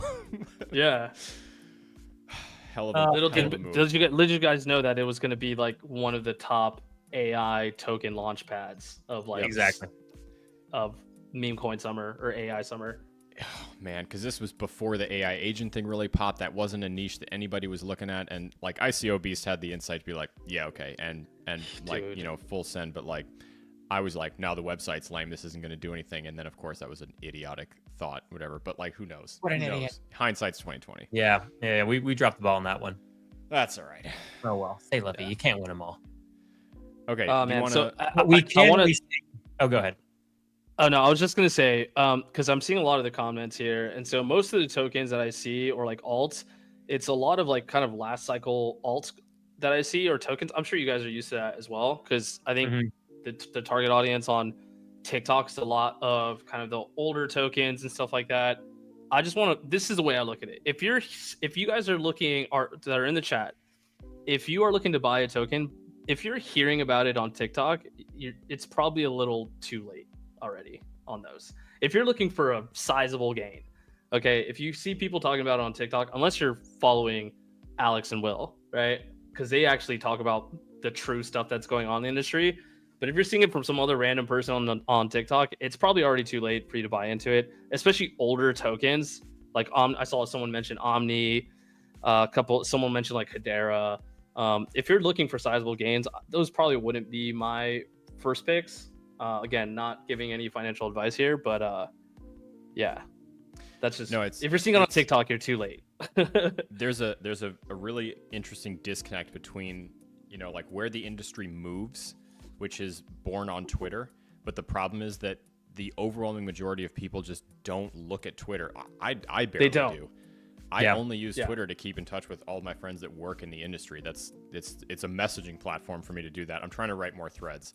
So I appreciate all of the love and support that everyone has been giving me as I try to work on increasing my presence over there, just because. But once you get over to TikTok, it's a very different amount, or not amount. It's a very different like swatch of cryptocurrencies that get the attention. And Ruto, like you said, the thing that lives here for a lot longer are older bags. And I had an interesting conversation today with a friend of mine that I met at Consensus very recently. Will, you met him, Jimmy. And he was talking about, he had the best like single sentence breakdown of how the cycle has changed from cycle to cycle. Because we always talk about like something is different, you know, but not that much is different. And he basically said like this cycle is different from last cycle, but it's basically the same as 2017 with like regards to what is driving a lot of the movement. And it was like the difference between spot purchases of stuff driving movement versus like a perp heavy market movement like we saw last time around, with a lot more leverage stuff and trade volume. And now there's like, you know, hype based spot buying, because we've just been seeing so much manipulation and so many swings wherein a bunch of shorts or longs will open up, and it's just an invitation for a hedge fund to liquidate whoever just did all of that because it's all public. Big time. And I think the unfortunate thing is that information gets to TikTok last, because the people who talk about it and the people who are like living it and moving the markets like that do not use TikTok. And it's a really unfortunate disconnect, because 99% of the humans, the regular humans who should be learning about all this kind of stuff and like serve this information, this content, are using TikTok, and nobody from Twitter creates any content over here. And it's a huge problem. It's why I'm like screaming into the void on Twitter and like bullying all of my friends, like, please start putting some of this incredible information that you come out with all the time, please put it on TikTok, because it's so underserved. I wish they did, dude. I wish they did. I wish even 15% of some of the big brains that are on CT that like move markets, I wish they did make TikTok content, man, because it's why I love what you guys do, and I'm such a fan, because you guys actually know what's kind of going on, and you bring true kind of knowledge and experience to like an audience that probably doesn't have direct access to that. So I scroll on TikTok mainly to see what's like crypto sentiment, and on TikTok specifically, it's so bad, man. It's so bad. Like the information people are getting on TikTok is some of the worst advice and information you could possibly have, which is why I love seeing people like you guys on here, because you actually know what you're talking about, which is great. And the crappy part is that there are hundreds of thousands, millions of people who are interested and curious and like very hungry to learn and hear more stuff. And it's just like the chore of a lifetime to get more people to talk to everybody. So I would say, Ruto, like open invitation, because the thing that I would want to do is make this show the conduit for all of that good, like give people the platform. Because the one thing I can totally understand and commiserate with, because I'm doing it in reverse on Twitter right now, is like having gone through all of the work to build the reputation and the platform and the know-how to use something and grow and like get content that performs and reaches and like works well, and then go to another social media platform and start completely over, because every single one of them is different. So if you've trained and built your entire brand and business on Twitter, rotating to TikTok and having to create in a completely different way is very daunting, and most people just don't have the time to try to learn an entire other platform. So like, come hang out with us. I just think the barrier to entry is for Twitter is just so much easier, because you just post, you can be like anonymous, like you can be anonymous on TikTok too, but it's copy, right? You're just writing. Whereas with TikTok, it's a little bit more of a heavy lift, like to record a video, then to open CapCut, learn that, and like upload it. You know what I mean? So like for me, the reason why I don't do I don't post content on TikTok, it's just I don't have bandwidth for it. Like I just don't have the time to record something, edit it, post it up, add subtitles, all this stuff. So That's my only problem. What I'm hopeful for is like we're starting to have conversations with more people who are like actually really interested in trying to get a little bit more of a presence on things like TikTok and Instagram and social media platforms like that. I love really just too. And I'm hopeful that there will be. I know that this is being caused because the markets are green, and people have money to spend, and they want to spend it on their marketing dollars, and they got to spend it on all the other social media platforms. And I'm hoping that, I know not all of them are going to stay, but I'm hoping that a few of them find enough success to go, hey, we should keep investing some time and money into TikTok because the people are here. We got positive feedback or whatever kind of engagement or metrics that they value, they're going to get. And you're going to have a few stick around. So I think that with each big green wave that we get, you're going to have a few more people who accidentally stumble into positive engagement by actually interacting with normal, like regular everyday folks, as opposed to crypto, Twitter, Web3 degens all the time. And they're going to realize, oh, this conversation is actually really, really refreshing. I forgot that we're actually meant to make products for consumers as opposed to just these 200 people we've been trying to get swapped their, Solana being staked into Ethereum staking over here, into Avalanche staking over here, to this or that or that. So I'm very hopeful. As time goes by, more will come over here, and we'll start to get better and better quality material. I mean, look, dude, if it's what I'm doing. Like, obviously, my job is I do marketing at Polygon, right? And one of the channels I'm very keen on, because if you think about it, for us particularly, it's not the same for all chains, right? Maybe Solana fits in this category. And a lot of the other bigger chains, for example, fit in the same category as us. But we have found, at least most of our users, for example, aren't on CT, right? Like a huge chunk of volume, liquidity, wallets, all these things aren't people who are on CT. So for me, my goal is what other distribution channels can we build up organically so that people can really have a nice experience coming into Web3 or crypto or blockchain. And so I'm really, really keenly looking at ways we can leverage TikTok, and, working with you guys, or, just chatting on your guys' show, right? Just hanging out, I think is like a good, solid, easy segue for that. Well, what I think a lot of people should use, people, I mean, like crypto companies, right? Big or small. Yeah. Should use should use TikTok for is applying a human face to your brand and like let people get to know you, right? Because as you said, there's more of a lift with TikTok, and there's more of a lift because like they actually get to like see your face and your mannerisms, how you are and interact and with people, and you get way more of a sense as to like, okay, what are the ethos of this person? What do they actually care about? Yeah, and what are they hiding too? And TikTok can let these crypto organizations create a much more human feel to themselves, which could create monumental benefits for them and really open up the doors when it comes to adoption of their products in a real meaningful way. The biggest number one problem, though, and I'll try not to yap so much, but the biggest problem, especially for new companies building new products, show, you can yap. Yeah. Okay. Well, it's something I've learned through a couple cycles and also years of being on crypto Twitter is, if you're a company and you're looking to launch a new product, launch a new chain, launch something that's like Web3 specific, the problem is that they go to market and they try to capture the same audience of people, right? Everyone is trying to, dip their chip in the same dip. And that was a crazy tongue twister, but everyone's trying to just cater to the exact same people. It's this echo chamber of users. It's this echo chamber of liquidity. And if you're a startup, your biggest uphill battle is gaining market share and mind share, right? And obviously you can get a quick boost on crypto Twitter and immediately engage some of these users with incentives. But ultimately, once those incentives dry out, if your product isn't good, you're going to die. And so if you are someone with a good product, sure, you can like incubate and get users on crypto Twitter with incentives. But reality is that you want to expand and get out of that echo chamber, because it's the only way you're going to be able to scale. So I love the idea of like more people building in public on not just Twitter, but also TikTok or Instagram or Facebook or LinkedIn, whatever, right? YouTube, just different distribution channels will always win. Mm-hmm. Why would you say that they're, because we found there's so many organizations that like they're like, oh yeah, we it'd be great to get to more people and expand our reach. And they were like, oh, okay, well, like here are some things that we think could work that you should execute on it. Do you think you're going to do that? And they'd be like,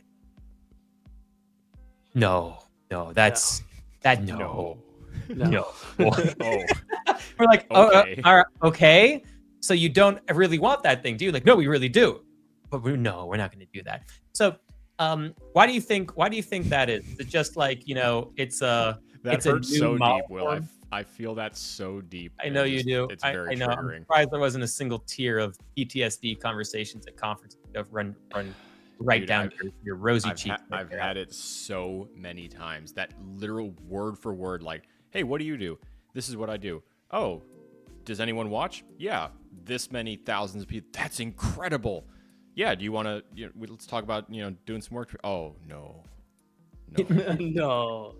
No, I don't. We're gonna stick with Twitter. Like, yep, okay. Yeah.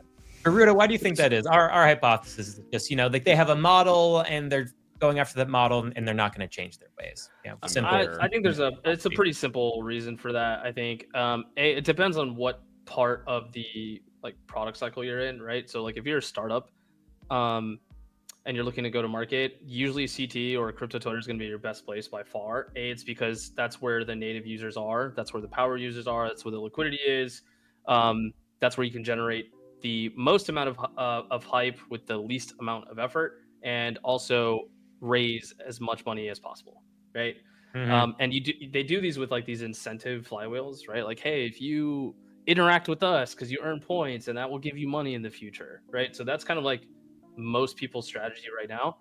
And I think the problem with people not wanting to get out of that is mainly because their product just most likely just isn't that good. And it's not, everyone keeps talking about building consumer apps, right? In Web3, 99% of the products that come out of CT are literally only catered and built specifically to be successful for the crypto Twitter audience. Like, think of what's a good one? What's that project where you buy? It's like Fantasy Top. Okay, this is like such a good example of this. Fantasy Top is a sick product. It's actually pretty cool.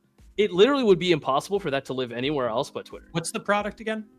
So it's like, think of it like fantasy football, but rather instead of like pro athletes, it's with crypto Twitter influencers.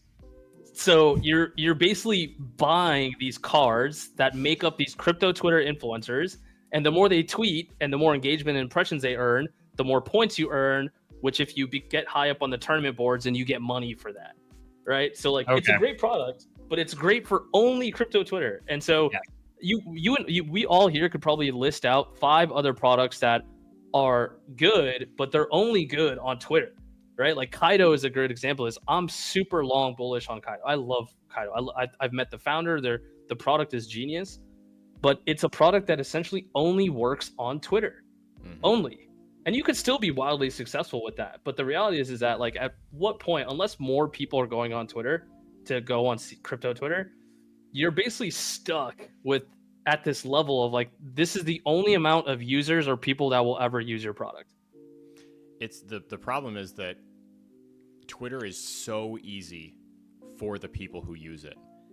But the problem is that it's unbelievably siloed in that the discoverability for somebody to just like stumble upon something new as they try to look into something for the first time, it just doesn't happen there.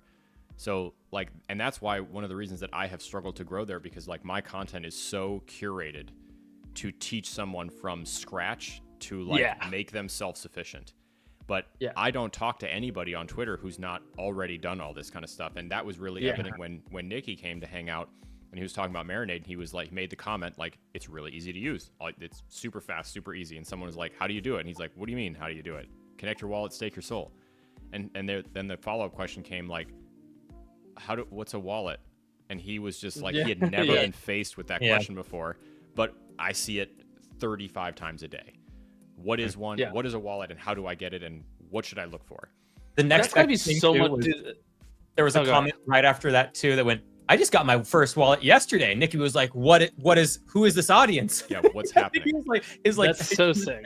Hey, Nikki, might I introduce you to human beings right now? Yeah. Like, and, Dude, and he loved it. He's like, dude, you have like real people here. We're like, yes. yeah, bet your ass. Yes. Do you know what it is? I think because I go on TikTok, and mainly because my girlfriend sends me like a million fucking memes that she wants me to watch, right? And so I'll just get caught scrolling, and I'll see live streams of people talking about crypto and stuff, and I see people asking these questions, and then the people who are doing the live stream are answering them either terribly or they probably don't know very well either, and it makes me want to like shake these people because not the people asking the questions, but the other people.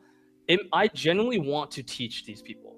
Like, I wish I could respond to every single question, be like, hey, shoot me a DM. I would love to explain this to you or like help you. So you guys must feel that every day. And I bet it feels probably really good to teach people something they're genuinely probably curious about. Like, it's got to feel good. It's the single best. So I did, when I first started talking more about like earning yield with stablecoins and how, you know, you're used to earning this crappy % interest on your savings account. You can keep your money in dollars. Here's a better way to do dollars, and here's a better way to earn more interest. And that video got 1 million views, and I got, I don't know, 2,000 DMs over the course of the next week or so. Literally thousands. And the overwhelming majority of them were from people in Central and West Africa who, for some reason, got served that video, and they were just like, my local currency is inflating at 900, 2,000, 3,000%. Like, I would really like to secure like some of my family's money in the dollar. Like, can I do that with this? How do I do it? And I just wrote like a standard, like, these are the steps. Here's how to get started, whatever. But it was the coolest single feeling. I spent 2 weeks straight just answering DMs for the same 3 questions over and over again. But the coolest thing ever was just like, all of these people learned a skill that they did not know before, because I took literally 10 minutes out of my day to just like say something that I live and breathe and do every single day that I don't even think about anymore. And I just broke it down in a slightly different way, and for some reason it hit. It's the coolest feeling of all time. Yeah, it's got to feel great, man. I just wish I could yell at. I always try to actually join a lot of these guys' live streams, so just so I can watch that, dude. Just so I could absolutely flame them for just giving the worst fucking advice ever to these people.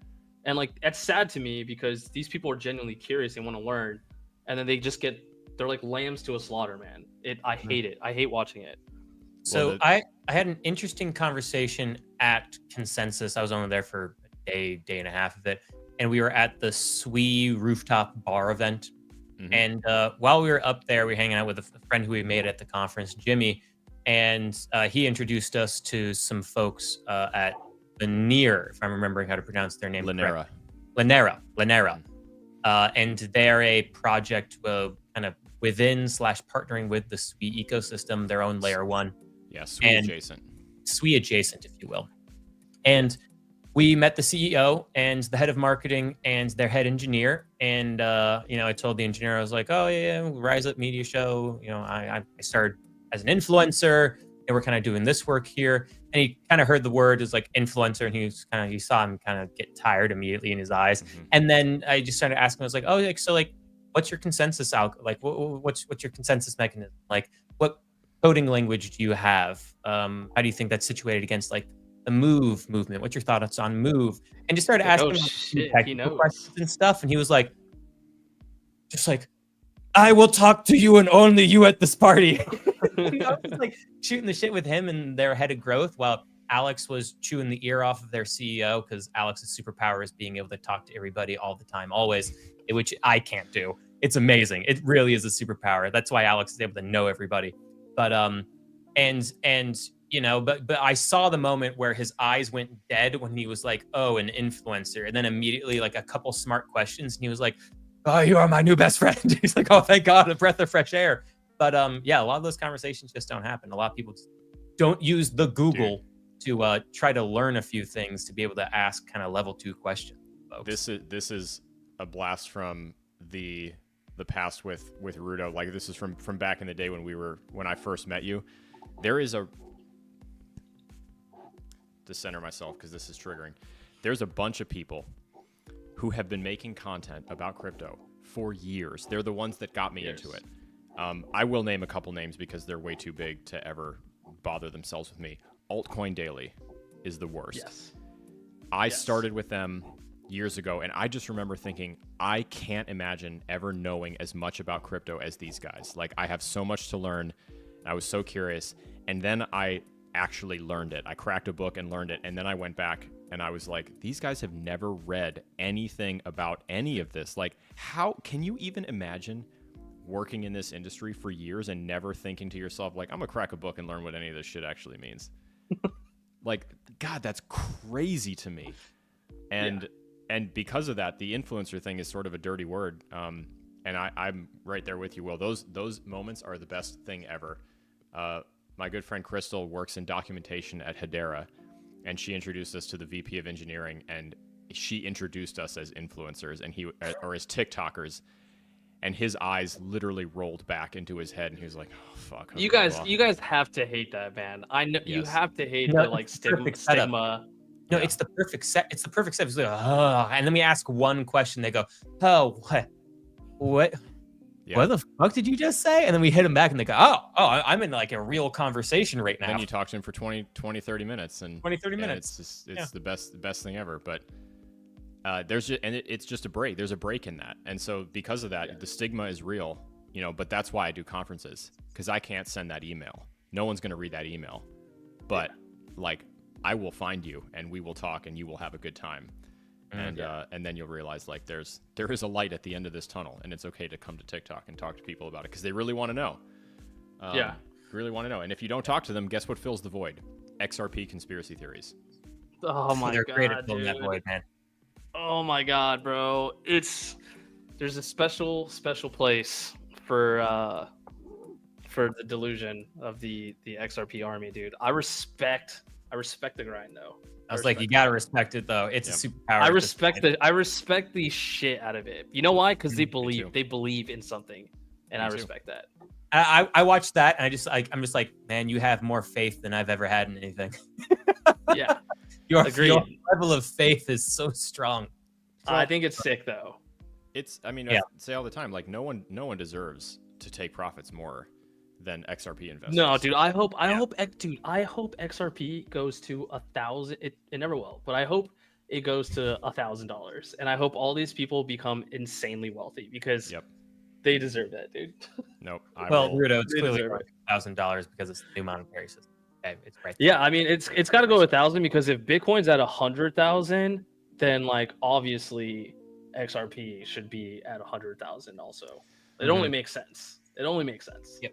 Well, guys, I think this is just a real good segue second for a quick commercial, because I did see a question in there that made me think that this is a great time for it. That question was like, hey, honestly, I'm still struggling with a wallet myself right now.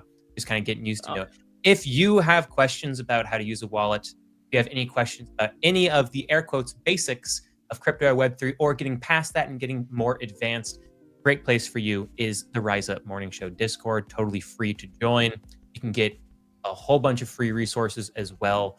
And also access to a community of over 6,000 people at this point, who are a whole range of experiences and backgrounds within and out of the crypto space, where you can ask for help. And you can ping myself, Alex, and Evan, put in a help ticket, ask us what your questions and needs are, and us or one of the moderators will get to you.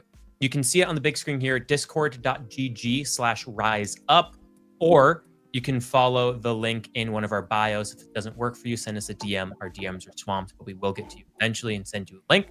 I do also want to let everybody know that we do have plans to move from Discord to a new platform called Circle that will have much better security features, as well as a whole bunch of different like educational features that we can have as well. But we're not looking to make that move probably for another 2 months, as we're going to make sure that everything is set up that we want it to be on day one.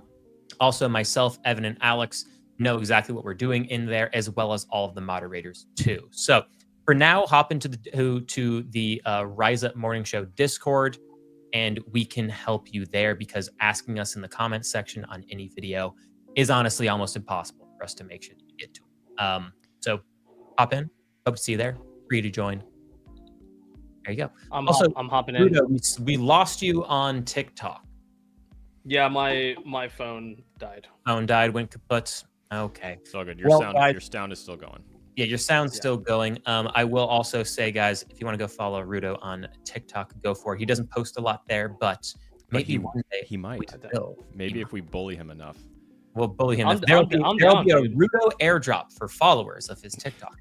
Well, Ruto, I'm down to make some. Now that I know this is a thing, I'm going to start sending you shares of crypto lives that you can go hate watch and just make your blood pressure go up. I can't because it ruins my day. Genuinely, it ruins my day, dude. It ruins my day. Dude, my TikTok algorithm doesn't have a single crypto thing that pops up on it. If anything crypto does, I swipe immediately. It's just puppies, cats, funny skits, historical memes, and Dungeons and Dragons content. And which is crazy because on a shitty month, what are you doing? 1.5 million views in a month on a bad month is about 1.4 million. Yeah. That's insane. Yeah, that's a bad That's month. insane. No, I don't even think I got that on. I didn't even get that many impressions in like a year on Twitter. I don't think. Well, this is going to be my worst month because I had a vacation and took some time off, and I'm probably going to have 600 or 700,000 views. It's going to be my worst month by like a wide margin. No. Yeah. Oh no. Usually I'm near 3 million. Usually what I mean. I used to think I was like doing all right until I met Will, and this dude puts out 2 videos before I even brush my teeth in the morning. And dude, can I tell you something? Can I tell you something, guys? If you were getting that, and I'm sure you guys are well aware of this, but if you were getting those impressions on Twitter, do you realize that you guys could retire and not have to work anymore for the rest of your life? Thanks for reminding me that. But yes, I do think that. Yeah. I just tell myself that I'm early. Dude, I think that's honest, I'm not joking. I think that's a really, really good way of looking at it, though. I think it's the correct way. If you believe in the trajectory of mindshare, of crypto, of blockchain, it's gonna eventually reach this escape velocity where it's gonna be entirely not just on crypto Twitter and siloed there. It's gonna be everywhere. And so you guys have positioned yourselves to where when that happens, you guys are the go-to. You're up there. You're in the top 0.1% of people. So it's a good move. It's chess, not checkers. That's the goal, man. True. But it would be great if some people, when we told them oh, we have this thing, they go, that's amazing. Do you want to do some of this thing? They go, yes, actually. Instead of no. Wait, what? What? Yeah. Yeah, I'm so conditioned to failing that interaction repeatedly that when it happens for real, I'm like, wait a second, what'd you say?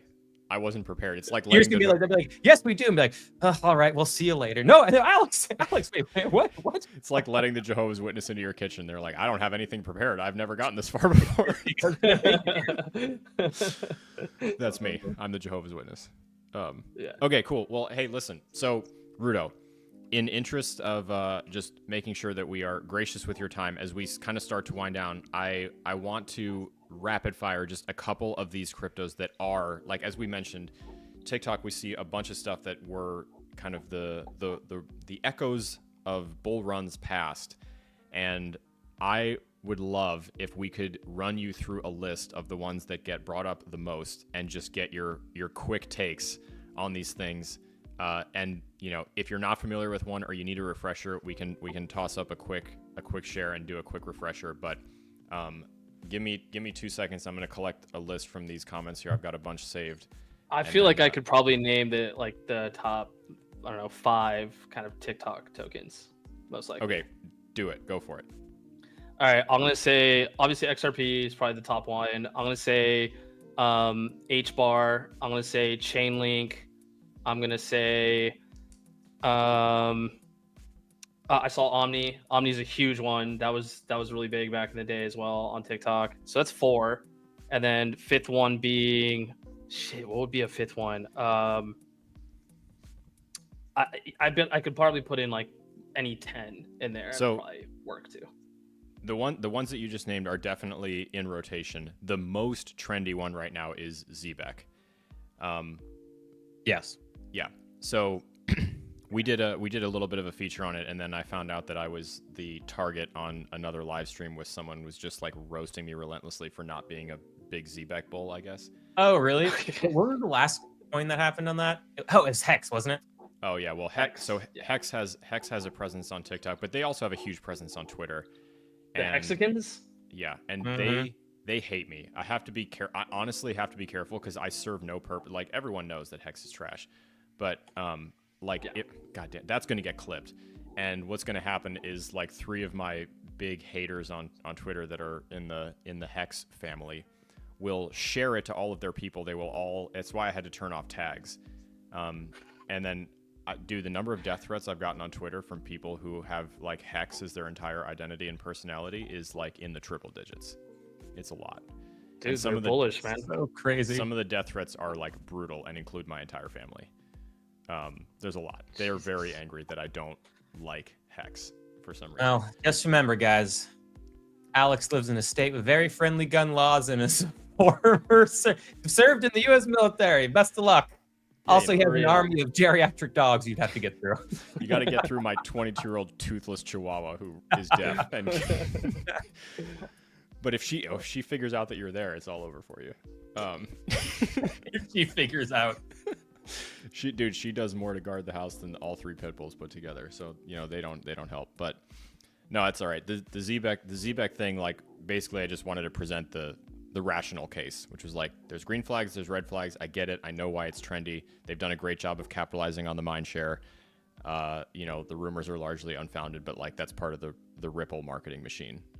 Yes. And if you guys don't believe me, I will get Blake back on the show. Blake has worked for Ripple marketing before, and he will tell you exactly how it works.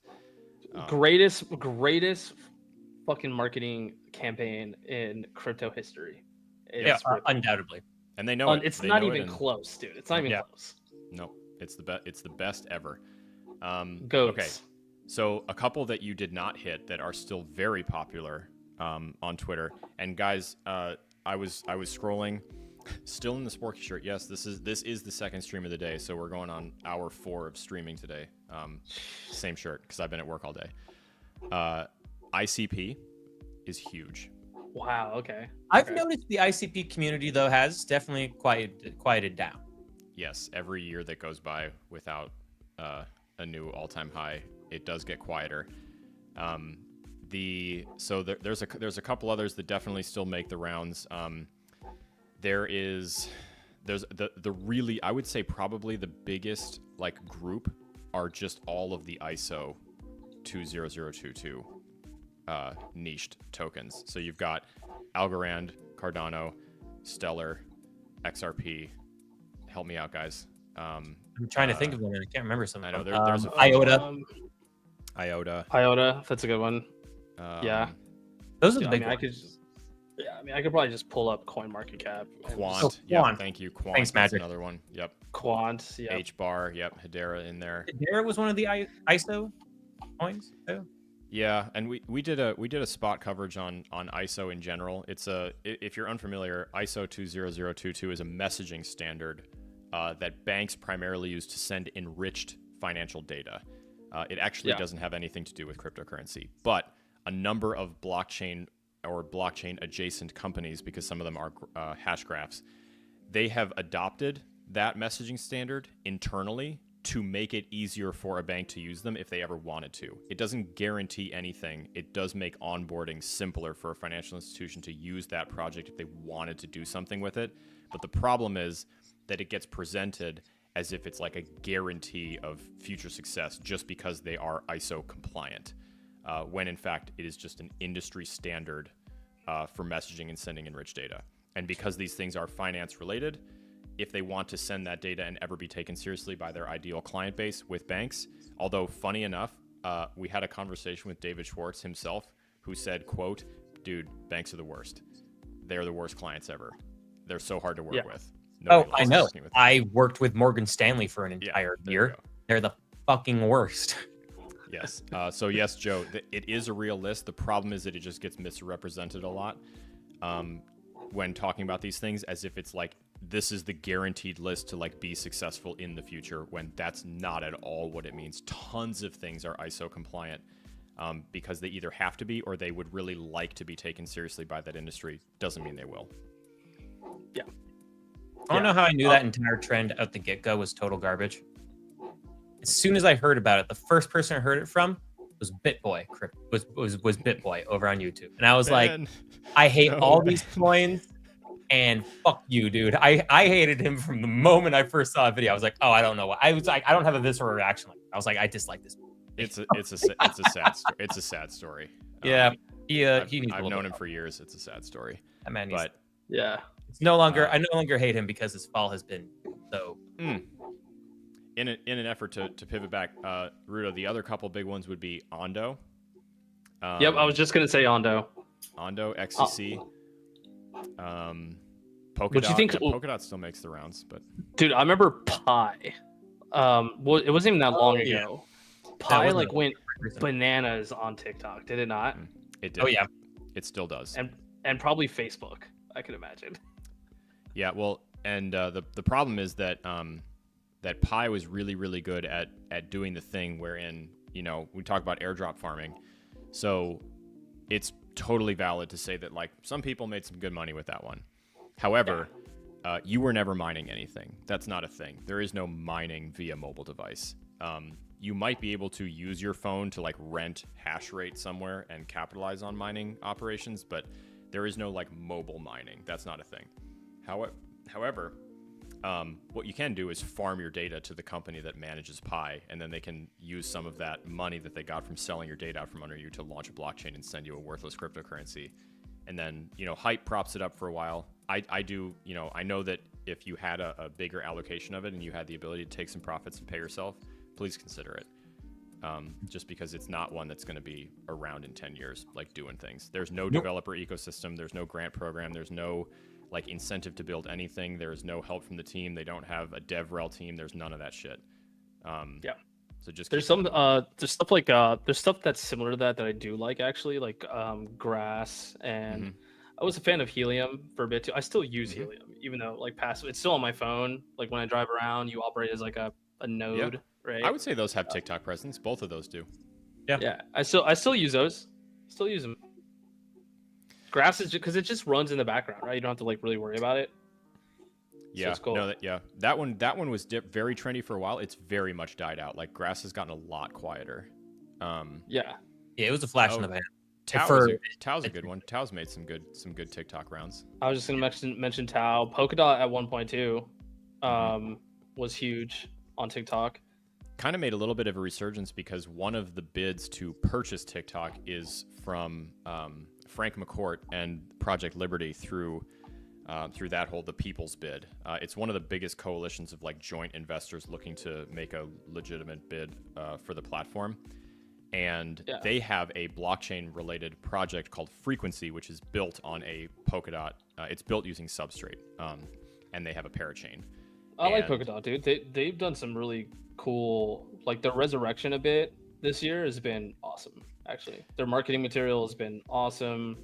They've been gaining a little bit of mind share. They just got integrated into Kaido, right? So ICO Beast is now an official ambassador for Polkadot, for example. So they're pulling some big moves, man. I like them. Yeah, okay, cool. Well, hey, that's an interesting update because I just thought that they were as dead from a mindshare standpoint as they have been for the past 2 years. No, they're doing some cool stuff, man. If I'm not mistaken, okay, correct me if I'm wrong. They also just recently aren't they the official sponsor for Inter Miami? Doesn't Messi wear literally a fucking Polkadot shirt? Am I not? Let me see. Hold on. Crypto company that sponsors Inter Miami.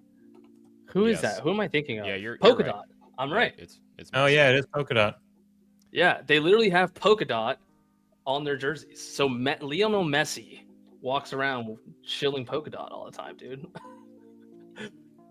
The thing is, I was a massive Polkadot fan. I held a lot of it. I voted and allocated for the parachain auctions in 2021. Same. Wow, really? You were involved, dude. Oh yeah, dude. I have the Next.js wallet, the world's worst wallet ever. Same here. It's the worst wallet. Yep. I have the Fearless wallet, which was an old school Polkadot wallet. It was also one of the worst because it looked really good, but it straight up didn't work, and they just sort of robbed everybody. Like, you'd stake your DOT through the Fearless wallet, and it looked really nice, and then good luck taking your DOT out. It was just impossible. It actually took me over a year to get DOT out, and it just cratered, and it was like next to worthless after the fact. But yeah, awful user experience, truly horrendous. But some of the most interesting things that ever launched, like in the space, especially back in that day, like the Moonbeam, Moon River, the Kusama relationship is also very interesting. Yeah. You know, like live blockchain that also functions as a testnet, but also has its own ecosystem is very interesting. Then of course, I'll never forget. I saw there's a great product demonstration. You can still watch it on YouTube. It still holds up. Gavin Wood demonstrating the power of Substrate by installing it on a brand new out-of-the-box MacBook and building a blockchain on stage in less than 15 minutes. It was incredible. Yeah, now you can do it in like 5 minutes. Yeah, maybe even faster. Like, and this was like when it started. He was it was fresh. But yeah, now you can vibe code it with you and Claude in a couple minutes. Yeah, you can make one, but like maintaining it is a whole other story. Yeah, my Ruto fun story that nobody asked for. My father is a software engineer. He's incredibly brilliant, and he and I are doing some Solana stuff right now. Dude, I swear to God, that dog. Arlo! I'm gonna drop kick him off a cliff. He is we're doing some Solana stuff, and so I asked him, I was like, hey, I need some help. I need you to like take a look at this and see if you might be able to help me with some CNFT stuff. And he was like, okay, I'll take a look. And then a couple weeks later, we're chatting and talking. Compress NFTs. Yeah. And he I was like, all right, so you know, what are we at? You know, what do you need me to do? He's like, well, what I've done is he built a 100 node Solana testnet completely from scratch on his home network, and he's running a full 100 node thing, and he's basically just like getting these nodes to like kind of argue with each other, and he's launched like test deploying things on this testnet that is completely self-contained, and like creating an environment wherein he can like force failure and then see what happens. And I was just like, dude, if Web3 as an industry ever figures out that you exist, like, it can be all dude. Just give him a couple Gen Z social media marketing managers, giving him like a Web3 agency on Twitter, and dude, he can raise about 100 mil pretty easily. Yep. He has built a blockchain like to explain to me how it works and like what it is. Another really good friend of mine that works for UPS built one on the phone with me to explain to me how it works. He's the first person ever told me about it because they are using blockchain to make tracking numbers. All they do is mine fresh tracking numbers. Yeah, no, it's dude, you know what's funny? And we could obviously, I don't want to talk too much on it, but I think what people also fail to realize, another big friction point for people say we need to onboard more users, right? Because we need more liquidity, we need more whatever. We need to onboard. What's a huge friction point is onboarding more like very talented engineers. So obviously when you think about, okay, which ecosystems have like a really sizable amount of engineers? Obviously Ethereum, right? So like if you think of anything EVM compatible with Solidity or Rust or with Solana, that is a huge friction point, man. It's how do you onboard the next generation or the next wave of like crack devs to start building out really incredible Web3 products? People assume that if like you know how to code or like, then you know you can just jump into Web3 and start working in a lot of like smart contract development and stuff like that. Sure, you could learn it, but ultimately it's a huge friction point. And if you talk to any foundation, any chain or anything like that, it's why they have whole teams dedicated specifically to talking to engineers, to building developer relationships. It's called DevRel, right? It's a whole segment because people really don't understand how important it is to onboard talent who can build things in Web3. That's equally as important as bringing in new retail users, for example. But I would say that you have to do both. Like if you have DevRel spun up and operating, but you do not have like a user relations head that is at the same time responsible for telling people all of the things that DevRel and the engineering side is building, none of it matters. Yeah. It's like driving a car and continuously stalling out as you're trying to shift gears from 1 to 2 to 3 to 5, where you're like, okay, cool, we have the devs. All right, now where are the people who use it? Shit, we forgot about that. And the car stalls out for a second. Then you're like, oh, okay, cool. All right, now we have some users. Wait, how about the devs? Oh, shit, some of them went to other ecosystems. All right, get and then you just have this like herky-jerky car movement as opposed to having the actual resources set aside to have enough bandwidth internally to be able to tackle both. And also from the consumer standpoint, also having enough bandwidth to go after both institutional investors as well as retail investors or consumers. Well, I think video games is like the best example of this, right? If you have good devs who make good games, you'll get a lot of people playing a game, right? If you get a lot of people playing a shitty game, the people will leave or they won't stick around very long. You need good devs making very good games, and that will attract a lot of people to come and play those games. It's just, exactly. It's the best metaphor I could use for crypto. Yeah, and it's so simple, and that's just the reality of it. But guys, that is the show. We're getting ready for final thoughts, but we also have the tally of the chimes and trombone sounds, of which I didn't do the greatest job of. And there is a clear winner, but in last place is myself with -1 points because I didn't give myself a point for the entire show. I just gave myself -1 points for having some technical issues throughout the show. In third place is actually Robert Steckler in the audience with 1 point. So congratulations, you beat me. And then in second place is Alex with 2, and then Ruto, unsurprisingly, with 5 points, who has won for Matt in Discord. Matt D43, I believe, is the Discord name. Premium plus member of the Discord. Will be getting a Polygon sweater. So we'll ping you in the Discord Premium Lounge. If you are not a member of the Rise Up Discord, it is free to join, but we do have a Premium and Premium Plus membership as a small monthly fee that gets you huge discounts on coaching session, other resources, things of that nature, and also enables you to be viable for future giveaways, of which we plan on doing more of. So Matt will hit you up in Discord. And I wrote, Matt, I tagged you also in Discord because I joined the Discord just now also. And I tagged you, Matt, and I said, send me your EVM wallet or your Ethereum wallet address. Hell yeah. We'll make sure it happens. Because you're going to get whitelisted on something, buddy. Yeah, there we go. Dude. Yeah. And it's shout out to Ruto fun for bringing fact, another Matt, giveaway. Fun fact, Matt, you are the first official person ever to get this whitelist. Oh, hey. So. Damn. Hell yeah. Very cool. Yeah. Well, I'll give one more just shout out to the whole Discord thing as we were talking about office hours. If you heard a whole bunch of stuff, there was definitely some things that we ran through kind of quickly tonight. Please feel free to toss a question about any piece of it, grab it from the recording, and ask about it in Discord. We can expand, break something down, explain some jargon, demystify anything that we went through too quickly. That's the best place to do it. And then any of the office hour sessions are prime spot for you to hop in and get like a much slower, much more deliberate one-on-one thing. And if we need to, we can do a breakout and, go through something else. There was one question that I'm going to make my final thought, which is from scrolling. Oh my God. Okay.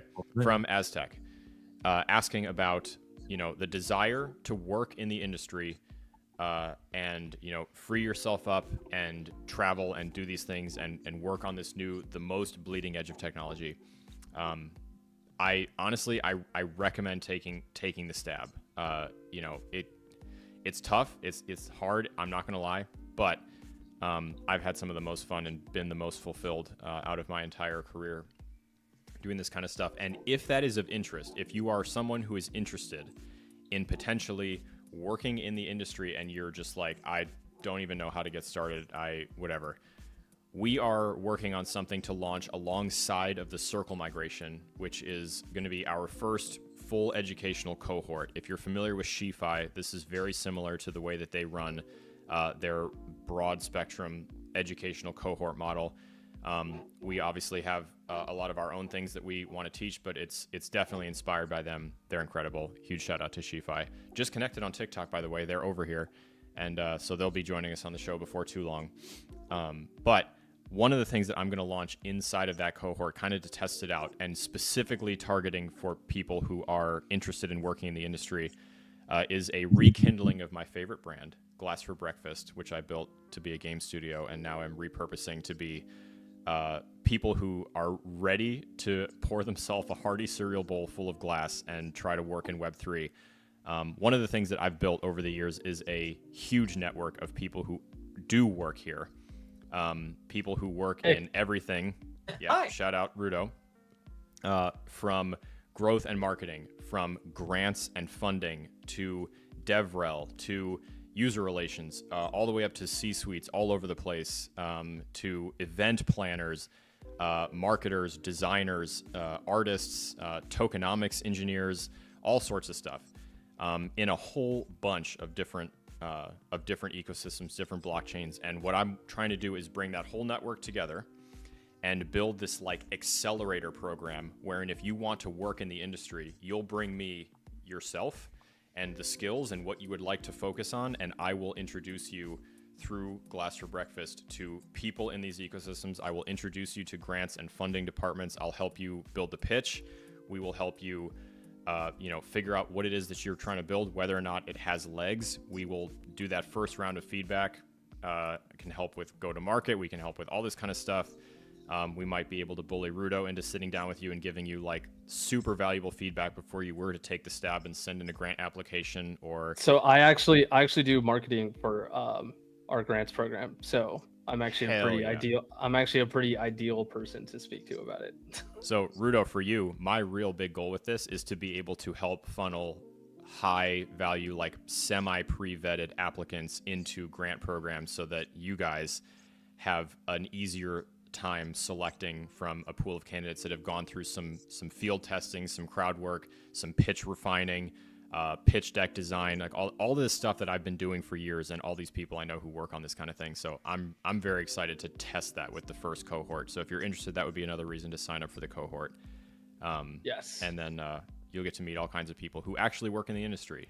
I want to be the one on TikTok who doesn't just get to say like, yeah, my friend who works at whatever blockchain is like, no, they do work there, and I'll introduce you. And if you have what it takes and you want to, then we'll help you get a job. Yeah, for those listening, okay, it wasn't that long ago where I didn't work in Web3. I had 0 followers on Twitter. I had 20 followers on LinkedIn. I was nowhere to be seen in the crypto or Web3 industry, and now I do growth marketing at one of the largest blockchains in the world. So, yeah, it was 4 years, 4 years ago. Sounds like a long time. In reality, it's kind of not. So. Don't sell yourself too short. You have been putting in so much effort and work over a very long time. You have worked incredibly hard on this. I have followed you the entire time. So you have actually. You saw from the very beginning, man, which is kind of crazy. Yeah, but I mean, it's a hell of a journey. It is not easy, but it can be done, especially if you want it.